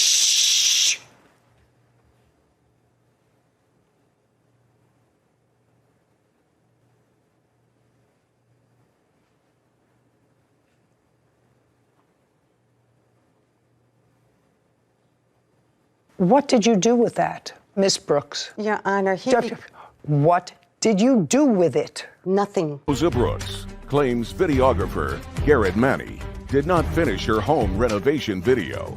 You didn't send it to him. There's no question you didn't send it to him. He requested...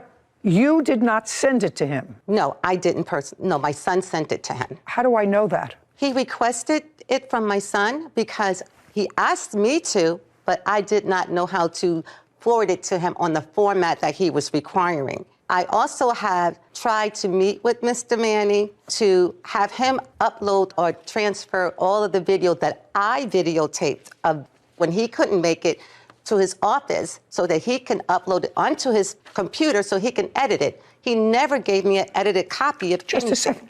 Ms. Brooks, is what you're telling me you have never seen any video of the 3/4 of the job that you acknowledge that he did? Are you telling me you've never seen any of those videos? Never seen any of those videos, Your Honor, only Okay. when he was recording it at the property. Mr. Maney, you wanted to show me something Yes, Your Honor. Well, there is at the beginning when we started. a few things here.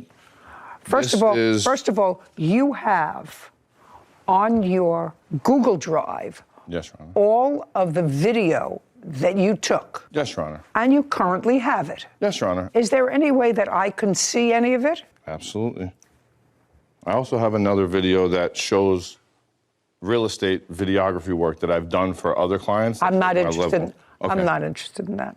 You should also be able to see on the Google Drive who has access to it.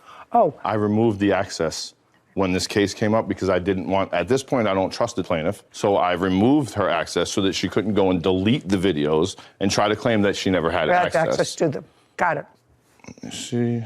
Give the phone to Sarah, please, Kevin. There it is, flip videos. That's all the different files with all of the different videos. And there may be something that you can push in there to see when people had access at one point, because I had access for herself as well as her son. And she has prior uploaded videos into there herself. There's more than 30 videos in here, and Those are just I files. see the two little people on Google Drive, which usually indicates that it's shared with more than one person. Is it currently shared with anybody other than the defendant?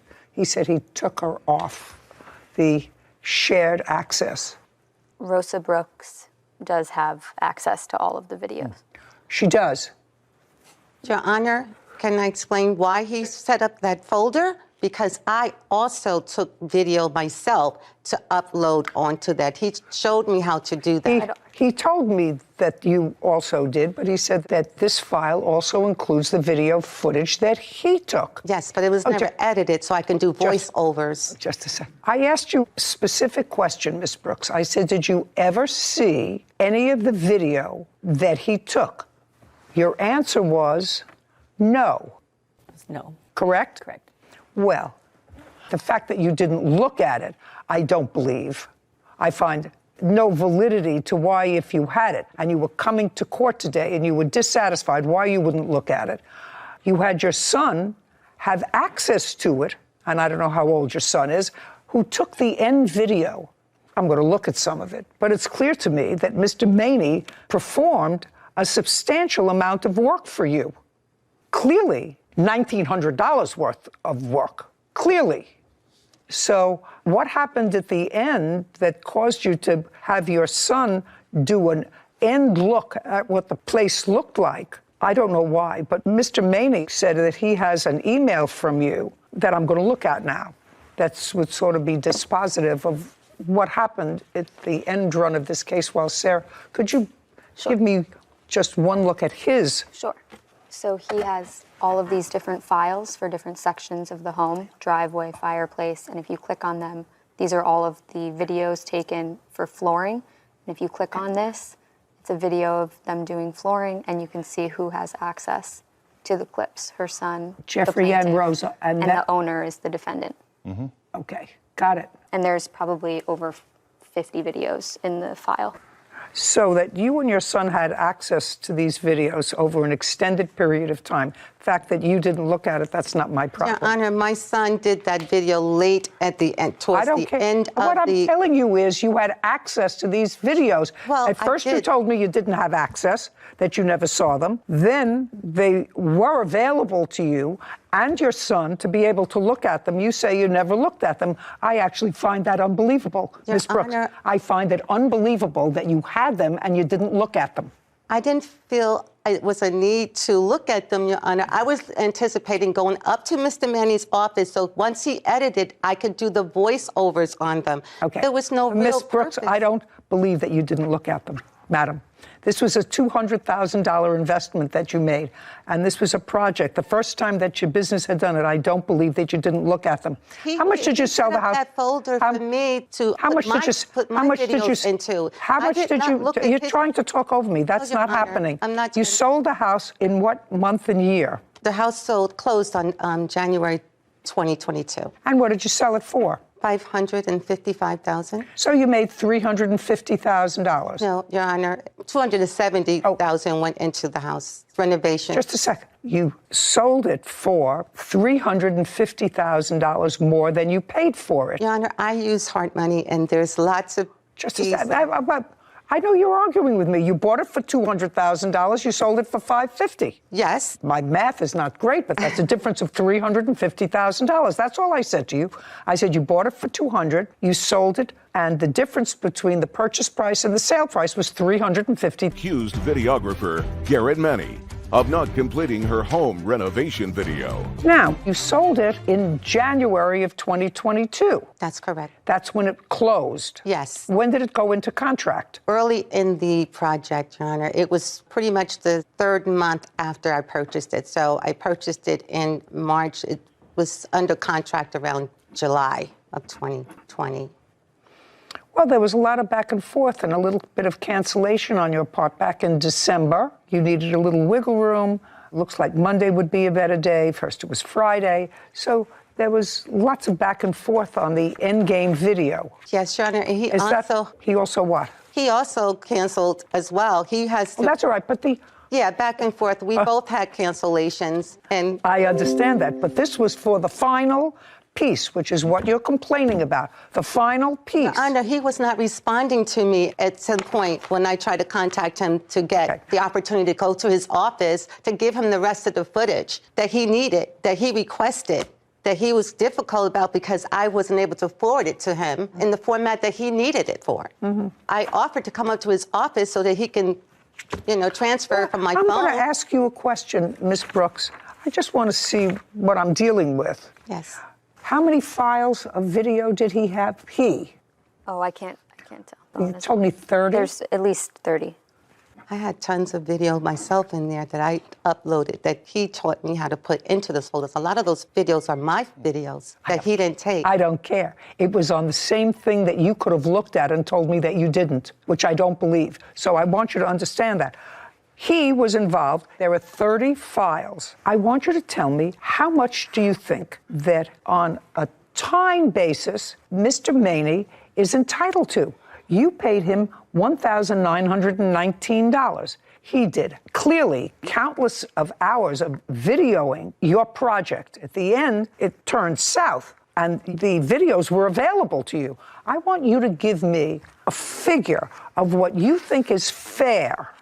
Fair. I don't have a figure that I think is fair because, first of all, he spent 10 minutes on each visit, first of all, to do his filming. Where does he live? Second, he lives like the next town over from me. Just a second, so he has to get there. Yeah. I want you to think, Ms. Brooks, I want you to think of what you personally did to make a profit of $350,000. Your Honor, I didn't profit that amount. I'm telling you, that's the difference. You may have spent money in renovating the property, but that's the difference between what you purchased it for and what you sold it for, $350,000. So the sweat of your brow, your work ethic is worth something. So even if you made in those few short months $150,000, you didn't do the physical labor on the house. You had workmen do the physical labor on the house. I did some of it, Your Honor. Well, maybe, but you made a handsome profit.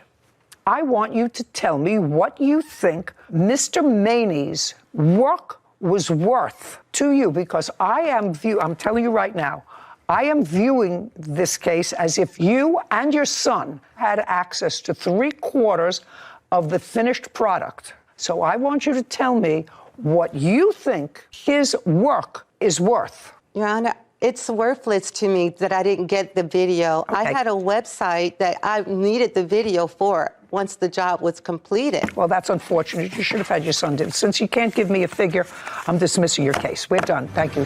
Court is adjourned.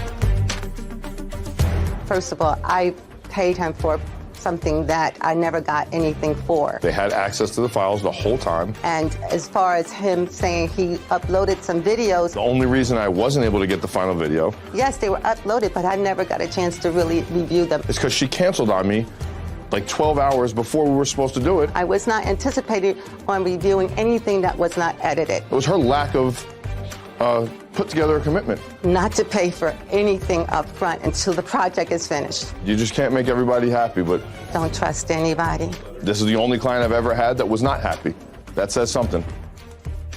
I love Google Drive. They leave a record. You can see who started the file, who shared the file, who has access to it, who had revoke access. So I could see as soon as I logged in, he was very organized. He had different areas of the house labeled, individual videos of flooring progress, all of those were owned by him, shared with the plaintiff to be able to view them. So I don't understand why people lie about things that are so easily to be fact-checked. And did it make sense to you that if you had this project going and it was the first time that you were memorializing one of your flipped houses, although she had two before, that it was something that she was interested in? I know for myself on Google Drive, you get emails when things get uploaded. I would have been checking the second that the video got It doesn't make sense uploaded. that she didn't look at. No, not at all. There were some videos that she potentially did add to the Google Drive, so I did see some of those. Well, that's so interesting, because in order to be able to do that, you have to know access. that. Right. Didn't make sense.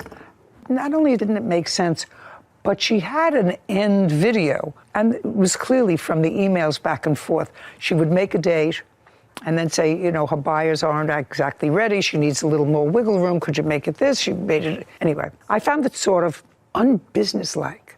Did not say somebody did work, clearly spent hours videotaping for her. So if you didn't get your final video, but 3/4 of it was finished and could easily be edited by anybody, to find the work he did worthless. I feel like it was a little bit of buyer's remorse for the video because she was intending to use this video to maybe attempt to sell it. I presume it was to try and sell the home or her business as a flipper. Her business as a flipper. I feel like she found the buyer for the house and said, man, the video's not really worth anything to me anymore, and just didn't want to pay him. She had paid him, she wanted it back. Yeah. It was crazy. Melissa Duran is suing her former property manager, Tracy Shaw, for wrongful eviction and an assault. Court come to order. All rise. Be seated, please. Case 2097, Duran versus Shaw. Thank you. You're welcome. Ms. Duran, the defendant is the property manager at a place where you used to live. Yes. And you are suing her for evicting you from that place. You want a whole bunch of money. You're suing her for $10,000 for your moving expenses, for assault, for emotional distress because you had to move. Ms. Shaw says that your behavior caused you to be evicted. You violated the rules, and that's why you were served notice of eviction. So first, let me know when you started living at the property that is managed by the defendant. In 2018. Did you have a lease? Yes, I did. Do you have a copy of that lease with you? Yes, I do. I'd like to take a look at it.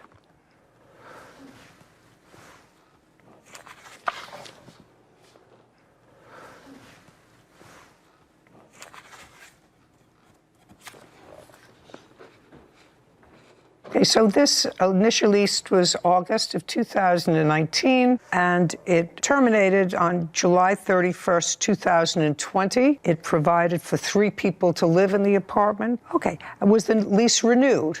Nope. Okay, and so then you became a month-to-month tenant? Yes. And that was in February of 2020? They also increased the rent. That's okay, they're allowed to do that. That's a business. No, I know. They're allowed to do that. When your lease was extended on a month-to-month basis after February of 2020, would you tell me if the same people lived in the apartment as were on the original lease? No. So more people moved in? Yes. Who? That would be my sisters and my mother. Sisters? Yes. 2 sisters? Yes. They and were. when did they move in? Maybe about, maybe 2020, maybe. Couldn't really be positive. So that would have been in violation of your original lease? Yes. And it was an apartment that you were renting. And the apartment complex has a pool? Yes, it does. And the incident around, circumstances surrounding this eviction that was served on you, that happened in what month and year? It was in June of this year. How long, Ms. Shaw, have you been the property manager? Since the end of November of last year. November of 2021. Yes. And in November of 2021, did you know that there were additional people living in the house? Yes. And didn't tell her that they had to vacate, that it was in violation of the terms of her underlying lease? I had that morning, actually, when the confrontation happened. No, I I'm had talking just- about, pay attention. My question was, did you register any complaint with the plaintiff about the additional people living there? Be very careful that you tell me the truth, because I know that you think you may know where I'm going, but you don't. Did you make any complaint to her November, December, January, February, March, April, or May? The answer is either yes or no about the other people living in the house. No. So I guess I'm going to start with you, because an incident occurred that resulted in her being evicted, that you're serving her with a notice of eviction. Right. Tell me when that took place, because I have to know what your reason was. That's a fair statement. Yes. Right. Okay. So in June 22, like I said, that morning I had served. What that morning? June 21st or something, I believe. What kind of letter were you serving on her? I just gave them, mine is, it's just a complaint notice, saying that. Do you have a copy of that? Do you know what she's talking about? Yes, I have a copy. I'd like to see it. There you go.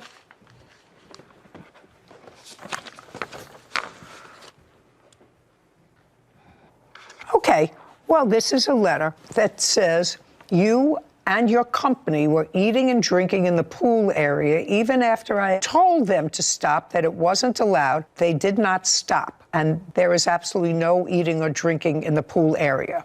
Okay, so that's the letter she served to you. And that was on June 21st. That's the letter she Now, served. who was eating and drinking in the pool? That would be my sister. That wasn't just your sister. No, it was her and her friend. No, just a second. Let's get it together. So your sister, who wasn't supposed to be there, but they sort of let that skate. Oh, well, who wasn't supposed to be there. Okay. Okay, so your sister and who else? That would be my sister, her boyfriend, and two of her friends, or three of her friends, I think. Had they ever been to the pool before? My sister has, but not her friends. So the person who wasn't supposed to be living with you, that's your sister, Yes. invited her boyfriend and three other friends to the pool. She called and asked if it was okay first. She asked you? Yes. And you said fine? Yes. You didn't call the manager? No. Okay. And you are aware that there's no eating and drinking in the pool? That's not what it says on my lease. Is that what it says at the pool? Nope. Does it say anywhere in the house rules? Nope. Nope, it's not an answer. Oh, I'm sorry. The answer is no. No, ma'am, it is not. No. Now, when you've been living there for a long time, do you use the pool? Yes, I do. Ever had any trouble in the time from November of last year? Ever had any complaint? Nope. Nope is No, not an sorry, answer. sorry, No I'm is sorry. the answer. No, no complaint. Okay, no, sorry. Okay. And did you discuss with your sister and her friends that there were any rules that she had to abide by? No, I did not, because I was not home yet. Stand up. First name is? Aaliyah. You were their boyfriend and three girlfriends. Any children? No. You know this lady? Yes. What happened when she came to tell you that there was no eating or drinking at the pool? So we were standing. Just what happened when she told She you? came screaming at us, telling us that we needed to get the food out and that we needed to go. Get the food out. What kind of food had you It was brought just in? pizza and like a soda and water. So it wasn't a piece of fruit. You were having a meal there, pizza and food. Had you ever seen your sister bring food into the pool area? Snacks, yeah. Yeah. I'm not talking about snacks. Did she ever bring food into the pool area? No. What prompted you to order food into the pool area? It was a hot day and we were hungry, and I'm not sure. You asked your sister if it was okay if you and your friends came. Yes. Since you never saw anybody, because usually there are signs posted around a pool. I've lived in enough places to know, and the pool signs usually say no jumping in the pool, no food or drink around the pool, right? Yes. Most pools say that. Yes. Did this pool say that? It just said, like you said, no jumping in the pool, no diving, to come into the pool, but it never said nothing about food, drinks, nothing like that. Really? Yes. Okay. So now you please establish to me, Miss Shaw, that there was notice that there was no food and drink at the pool. Their pool addendum. May I see? And then also no guest addendum. Just a second. It's all part of their. Hold on. You're Melissa Duran. Yes, I am. And that's your signature? Yes. Yes. The pool is reserved exclusively for the use of residents of the building. That's what it says. Okay. That's what you signed. No diving in the pool area, no intoxicated persons. Okay. I just want you to show me here, first of all, the only thing that they are violating is that pool is reserved exclusively for the residents of the building. That's in here, but I don't see anything about food. The new pool addendum wasn't part of their contract. So when we put out the new one, it was for more updated tenants, but we didn't serve them on the food, we served them on the guests. Is what you're saying to me. The only thing that she signed is this, and there is no sign around the pool that says no eating or drinking. There is a sign by the pool. Do you have a copy of it? I don't have a copy of it. Former property manager Tracy Shaw owes for a wrongful eviction and an assault. Okay, go ahead. Because she had moved in prior to them changing the pool addendum, I posted the new pool addendum on all of the doors. And I have actually text messages of Melissa asking me, can we, the no floaties? And I said, well, of course, may I? For children and whatnot, but not big floaties. Okay. So she was acknowledging the pool addendum that I had. That I'll see. Now, she's going to show me your text messages to her. Yes. So you received the revised pool rules. Yes. And did the new pool rules say anything about guests? No, it did not. So if it said nothing about guests, you originally said that the pool is specifically reserved for residents of the complex. Yes. And according to you, the new pool rules, do they talk about having floaties in the pool? Yes, it did. Did it talk about having guests at the pool? Yeah, actually it did. And what did it say? There was no problem, just like on the original lease. It was no. fine to have guests in the pool. No, that's not what this says. This says that the pool is reserved for residents of the building only. Well, we were already told before that it was fine to have guests. This is the contract that you signed. Yes, I understand. Okay. So this is the first one that you signed, this one. Mm-hmm. And absent anything else, this says no guests at the pool. This says residents only. Okay. You say that it was the new rules allow you to have guests, or were they silent? There was nothing on there saying that you cannot have guests. It was mainly just saying that you cannot have floaties, you cannot jump or run into the pool.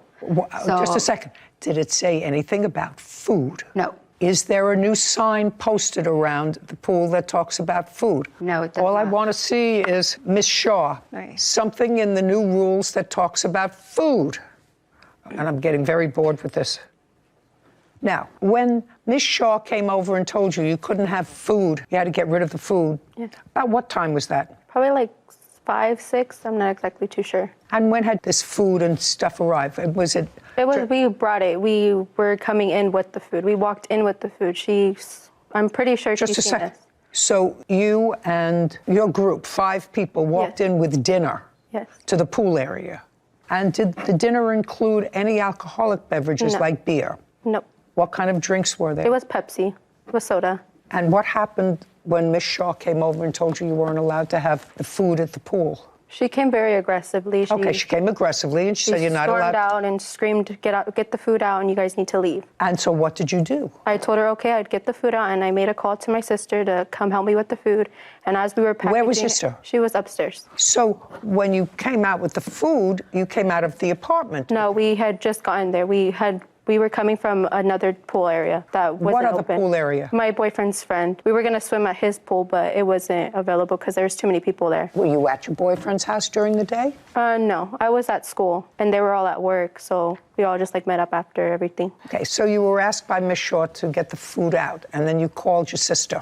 Yes, and I told her. And then what happened? And I told her if she could come get the food while we swam, or if not, that we Why were going to didn't leave. you just get out? Well, because I was trying to help, because we were splitting the check through it, the money, so we're splitting the pizza, who's getting what, and all of that. And before we even could leave, she stormed out again, screaming, saying, you guys are getting a notice, you guys are getting a notice, and running up the stairs to her, because she was coming out, and she was hey, what's going on? And then she was like, you guys are getting a notice. I'm tired of everybody not listening and coming to me with your problems. And then my sister was like, whoa, hey, relax. I'm coming to get the food. And then she threw the paper and my sister backed up, Okay, She, so went so aggressive. the letter, she gave your sister the letter. It was a notice. She gave you the paper that said, this is a complaint. There are people in the pool who are eating, drinking. They don't belong here. They're not, whatever. She said, here's your notice. Yes. Okay. And that was on the 21st of June. Then what happened? Well, after she threw the paper at me, she turned back around, still yelling, and she stomped down the stairs, and I'm trying to tell her, you didn't give me time to come and get the food. And she ran back in her apartment and slammed her door. And she went back to her apartment, and you went where?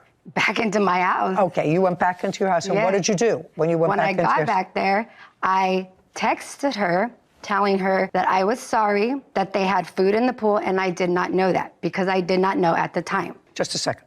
So, Ms. Duran, let's cut to the chase, so that you knew they weren't supposed to have food in the pool, only snacks. Yeah, but I didn't know they bring it. Just a second.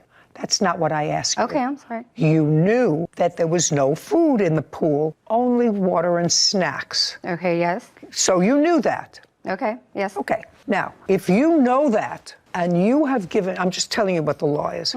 If you know that there is a rule, and you don't convey that, that's your problem.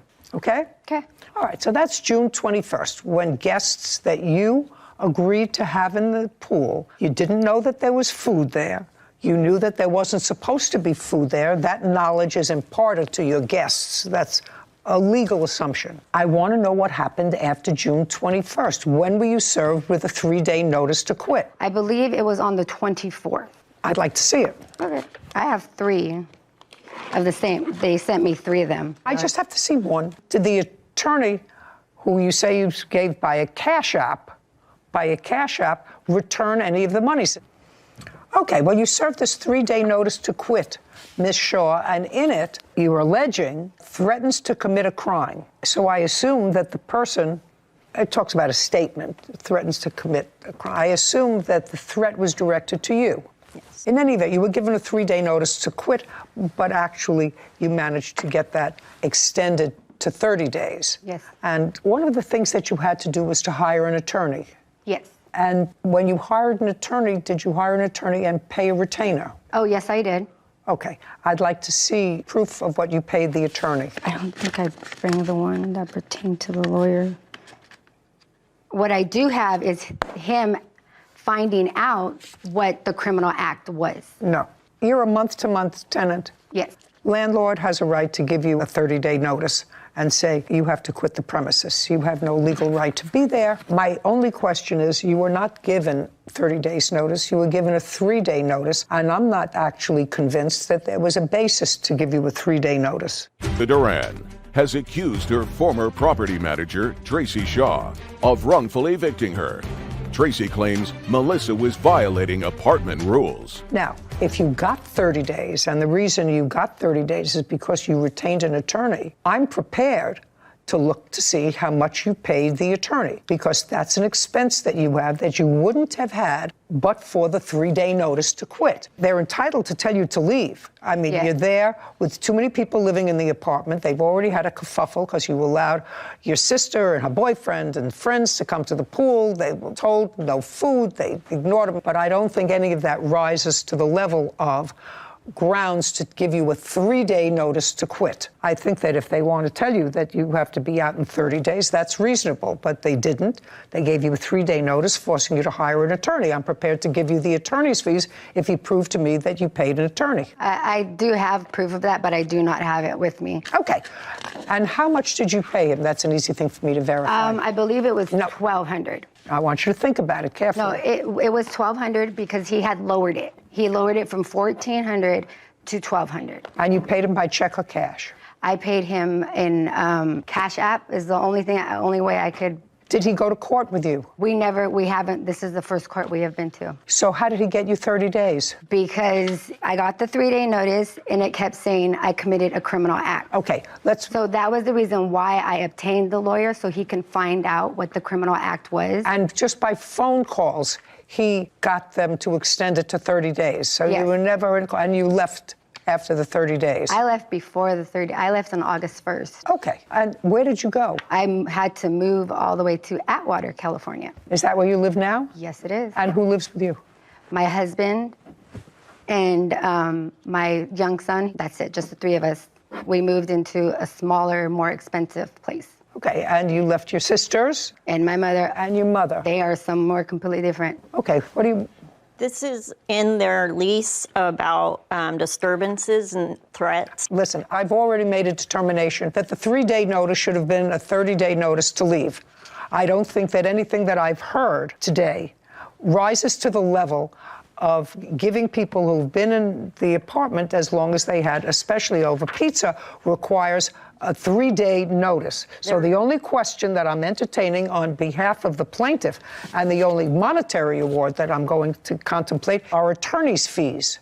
Did the attorney, who you say you gave by a Cash App, return any of the money since he never had to go to court for you? No, he did not. Just a second. If I called him right now, would he tell me that you paid him $1,200? Yes, he would. Yes, he would. Though what I was going to tell you is that I did not have enough to pay him completely. I still owe him $250. So you didn't pay him. So you paid him $950. Okay, okay. I'm sorry. What do you mean, I okay? didn't. No, I mean, I'm sorry, I didn't. So you paid him $950? Yes. I'm awarding you $950, which are your attorney's fees, for the reason that, I'm speaking, for the reasons that I've stated, because they have an absolute right to give you a 30-day notice, tell you to leave, and there was a basis for it, actually. And you know, there was a basis for saying your guests, which is you, are not abiding by the rules. You're a month-to-month tenant. Right now, we do not intend to keep you as a tenant. We're giving you 30 days notice to find another place. I think that would have been absolutely a problem. Speaking would have been absolutely appropriate. I think a 3-day notice to quit was inappropriate given the level of infraction. So I'm awarding you the counsel fees because that's what it took to get you your 30 days. This case is over. Thank you very much. Thank you. This court is adjourned. I'm disappointed in the decision. Her actions of her aggression, throwing something in my face, that was a little bit excessive. I don't feel that I got to say more of the story that continued to happen. Her actions caused me to get evicted in 3 days. They have bad character, and so I don't think that I owe them anything. I mean, I didn't think anything like what come to this, you know. I'm just glad they're gone. I'm happy to be out because I just really wanted her to be held responsible for what she did. So a trend I've seen a lot here is plaintiffs suing for wrongful eviction when they're a month-to-month tenant. And from what I've learned in landlord-tenant law in New York, I know it varies a lot from state to state, is the landlord only has to give you as much notice as your term, which if you're a month-to-month tenant would be 30 days. So people have to really understand the legalese of their contract and of their lease, because if you feel like you're being wrongfully evicted as a month-to-month tenant, that's a different standard than if you have a standard year-long written lease. Well, that's sort of the reason. I didn't think that the one instance that was raised was sufficient to give them a 3-day emergency notice to quit. Might have been enough, that coupled by the fact that there were too many people living in the apartment, to give them a 30-day notice. That is, you're right, it's your property. But I didn't think it rose to the level of a 3-day notice to quit for threats. I didn't either, so I agreed with your $950 judgment for the attorney's fees. Would have been happier if she had some sort of a receipt or something from her Cash App, because she very quickly changed the $1,200 to $950. She was honest. I think the right. Albert Lee is suing pilot instructor Ed Meyer for damage resulting from Ed moving his plane. Court come to order. All rise. Have a seat, please. Case 2145, Lee versus Meyer. Thank you. You're welcome. Mr. Lee, you are an amateur pilot? Yes, I was yes. And you owned your own plane? I bought it to train in, yes. When did you purchase the plane? In, I believe, April of 2021. Did you buy it new or used? I bought it used. What kind of plane is it? It's a Cirrus SR-22, 2010 type Golf. What did you pay for it? I paid $420,000 for it, I believe. Is there a mortgage on the... Yes, there is. How much? It's $2,204 per month. You paid $425,000 for the plane? Yeah, I put a down payment on it. The outstanding balance is $347,000. The payment per month is $2,022. I don't need the payment per month. I just wanted to know what you paid for it and how much you put into the plane. Yes. The defendant is a pilot, licensed pilot, and he was giving you some training on the plane. Certified flight instructor, yes. It is your claim that at some point, you'll tell me when, that the defendant was operating the plane by himself. You weren't there, and he was moving it from one part of the FBO to another part, and he hit a cone and caused substantial damage to the propeller and the engine. And while you had your insurance did cover some of it, according to you, it did not cover all of the expenses, and you want Mr. Meyer to be responsible for that. So it's a simple question. Mr. Meyer, do you remember the date that you were operating the plane when Mr. Lee was not there? Yes. What date? It was in April sometime. April of 2022? Correct. Do you remember the date, Mr. Lee? Yes. What date? It's April 22nd.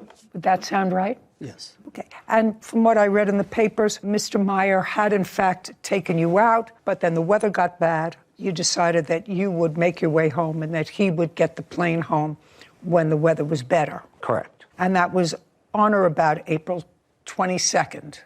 I flew home on a commercial flight the day before on April 21st. And you stayed with the plane. Yes. Now, would you agree, Mr. Meyer, that if in fact you hit an object with the plane, it would be your responsibility? Yes. Because it would mean that there was some sort of negligence involved. Right. And then there would be the issue of damages. Mr. Lee, you were not present when this incident happened. I was not. Not present. I was not present. I was able. No, you were not present. I was not present. That's the answer. Was this witness present? He was not present, but he was the one responsible for procuring the evidence on what happened and how the propeller was damaged. Who does he work for? He has his own flight school, and he also manages my airplane in terms of the maintenance and the upkeep. Okay. Could you step up, please? Tell me your last name. Last name is Williams. Mr. Williams, were you charged with gathering the evidence to determine what happened to the plane on the 22nd of April? Yes, I was. And you're paid a monthly fee by the plaintiff to manage his plane. That's correct. Did you retain the defendant as an instructor, or did Mr. Lee? That was both decided by Mr. Lee and Mr. Myers to fly for him. But you He's did an not. independent contractor. At that. You did not have anything to do with, as the manager of the plane, you didn't have anything to do with selecting Mr. Meyer. I did select Mr. Meyer to fly with Albert. You did? Yes. Okay. Because were you the one who introduced him That's to Mr. Meyer? That's correct. When, Mr. Lee, did you start to work with Mr. Meyer? It was probably a prior flight where we flew to San Francisco for a business meeting I had. After that, I believe it was... In what month? Roughly about the same month. In April? Yeah, in so April. You didn't know him for a long time? No, not very long. I'm going to get back to you in a minute, Mr. Williams. Prior to the defendant, had anybody else been an instructor for you? Yes. Clinton was my primary instructor, but I flew with some other instructors as well. But it wasn't until the month that this incident occurred that you had been connected with the defendant? Correct. Okay. Now, sir, how were you advised that the plane that you managed was in an accident? I received a phone call from Ed saying that there was a problem. From whom? From Mr. Myers, that there was a problem with the aircraft after he taxied and did the run-up and returned the aircraft back to Signature in Las Vegas. We notified and contacted a Did you ask, what you would usually ask is what happened? Yeah, what happened? Just a second, and what did he say to you?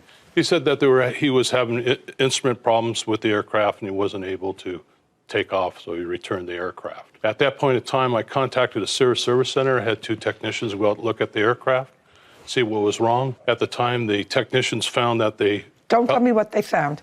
Okay. You can't tell me what they found.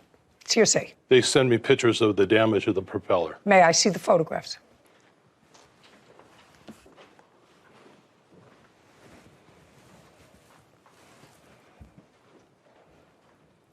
Okay, so that's a fresh damage. Correct. Can I scroll this? Yes, you may. Or it's just one? Okay, so you have a picture of that. You have a picture of the cone that has a slice in it. Correct, that's the object he hit.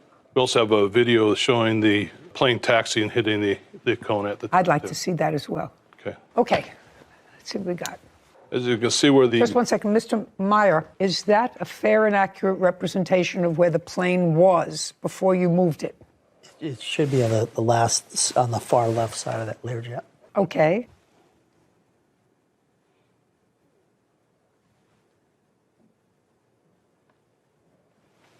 Oh. Mr. Meyer, do you see that you went over a cone? It's interesting. I didn't even notice there was a cone. You may not notice it, but you see it now. Yes. Okay.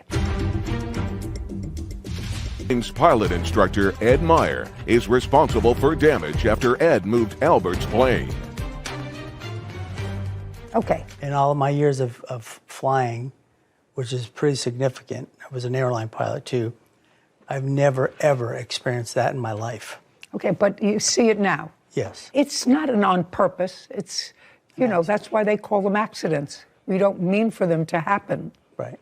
We don't mean for them to happen, but you do see that the plane did hit a cone. Right. Okay, and I have photographs of the cone that has a slice in it, and the same kind of slice from one of the propellers. Now, so that's conceded that Mr. Meyer did, in fact, hit the cone, which in all probability caused damage to the plane, caused damage to the propeller. Now, tell me about your insurance. The insurance covered the propeller. They covered the teardown of the engine.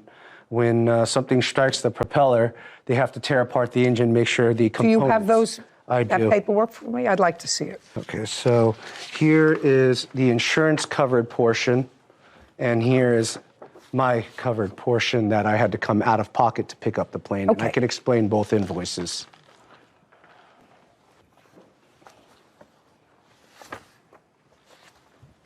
And if you flip to the last page, that'll have the total. Insurance covered about 60-something thousand for the propeller and the engine teardown. Okay. So the damaged propeller, Mr. Williams, causes you to have to take apart the engine, fix the engine if there was damage to the engine. Am I correct? That's correct. The FAA requires anytime you strike an object with a propeller, the engine has to be inspected in the component parts. So they Component parts of the engine. Yeah, with the damage, potential damage of the engine, internal damage that could be caused by striking an object. Okay. The insurance covered how much, sir? Mr. Lee? It's sorry, it's on the invoice 60. I think it was 63,000, 64,000. It's on the last page. The last page shows a deposit of $63,000. Yes, that's it. The deposit was 40, balance due was 23. Did the insurance company pay the entire This entire $63,000? This is what was submitted to them. Yes. Okay, now I'd like you to take a look at this, Mr. Meyer. No, I'm going to actually ask Mr. Williams to take a look at this document. These are the items, Mr. Williams, that Mr. Lee says were uncovered. I would like you to go through all those items and tell me which of those items relate to the engine and which do not. Okay, is this the total? Carefully, because I'm going to potentially ask you about each individual thing, because there looks to me like some things that bear no relation to an engine. Okay, so most of the items that you see that are airworthiness on the airframe are the items that need to be inspected or replaced from the teardown. So your item 1, item 2, 3, 4, item 5, 6, 7, 8. These are all items that the repair shop goes through the engine and assesses whether it needs. Well, tell me how the brakes would be impacted. I don't think impacted by hitting the. Which invoice? And I don't know, but how brakes would be impacted by hitting a nose cone. Brake lining. I don't know what that is. Okay. Yeah, some of these items, Your Honor, such as one of these items, the brake lines, as you pointed out, is probably not part of the. Well, that's what I want you to go through, sir. Okay. Do you understand? I want you to take a marker, a pen, and circle, because I don't know a whole lot about airplanes, but I know a little bit about airplanes. I know what's routine maintenance and what has to be taken care of, because a plane either falls on its nose or falls on its tail, both of which I've experienced. Well, this is a small invoice. This is not your. This is a 12. Mr. Williams, don't ask him. I didn't ask you to have a conference with him. Okay. I asked No, you to look at that. You're the management company. I want you to strike those items that are not related to this accident and go through them very carefully because... Can I make a No. comment? Okay. Nope. To you directly. Nope. Okay. Can I ask you something? Can you ask me something? Yeah. Well, they should tell you those cones are made of plastic. I don't care. They're heavy cones. You hit the cone. And the plane flew perfectly fine before you hit the cone. It didn't run after you hit the cone. You don't have to be a genius to figure out the cone caused, your hitting of the cone caused damage to that plane. I mean, you're not talking about flying a 747. You're talking about a little this is a single prop plane. Right. Yeah. Me, they like those planes you put together, we used to put together with rubber bands. I wouldn't put my behind in one of those planes for all the money in the world. The only items I can see, Your Honor, are 2 items that may not be related to the accident, items 7 and 8. Okay, may I have that back, please, sir? And you are familiar with planes, sir, is that correct? Yes. Okay.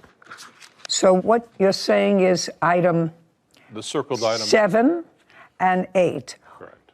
So we have There's a couple of we have right and left main gear, but which is 143 plus 270 plus 66.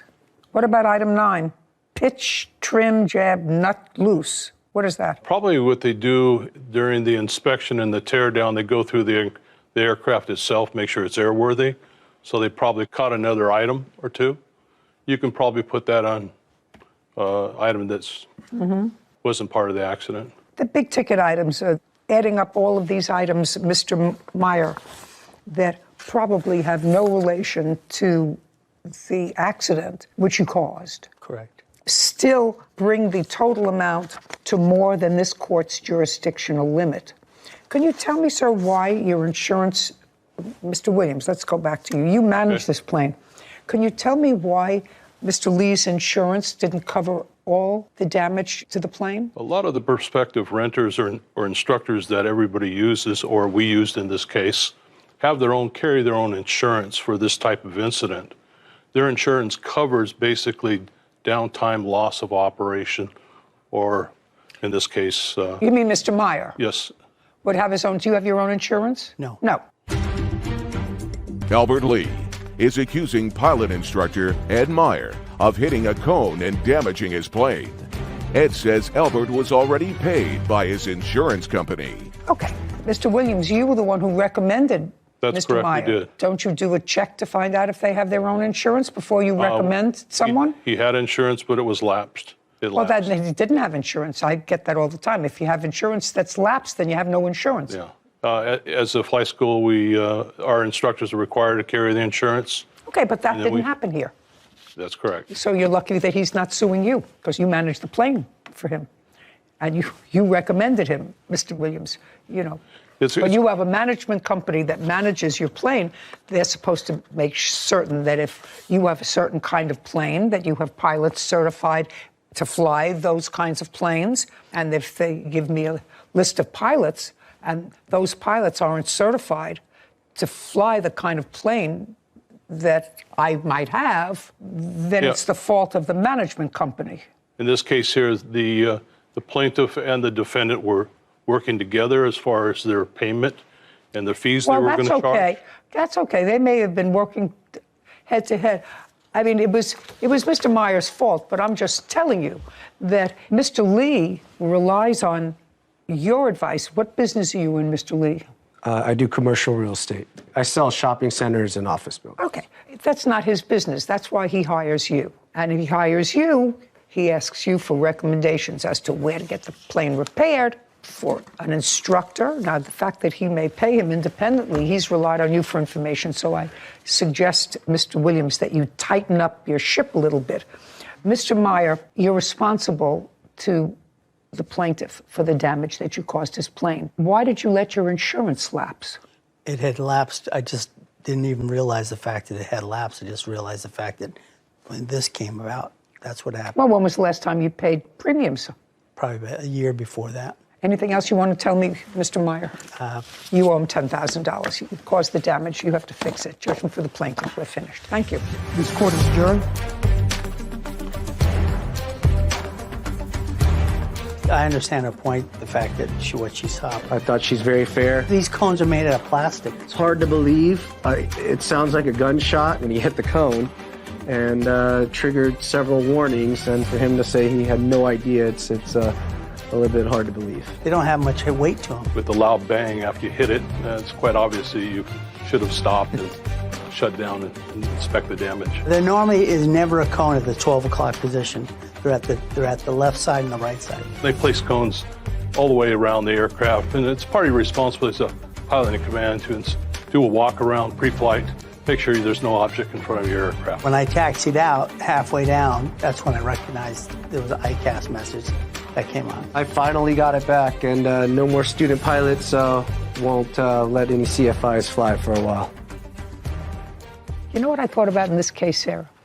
That lay people have to look at something, lay people. And while I'm a judge and have certain expertise, I have no expertise in reading slips that show what's been done on a car or an airplane or a train or a boat. But we have common sense. But we have common sense.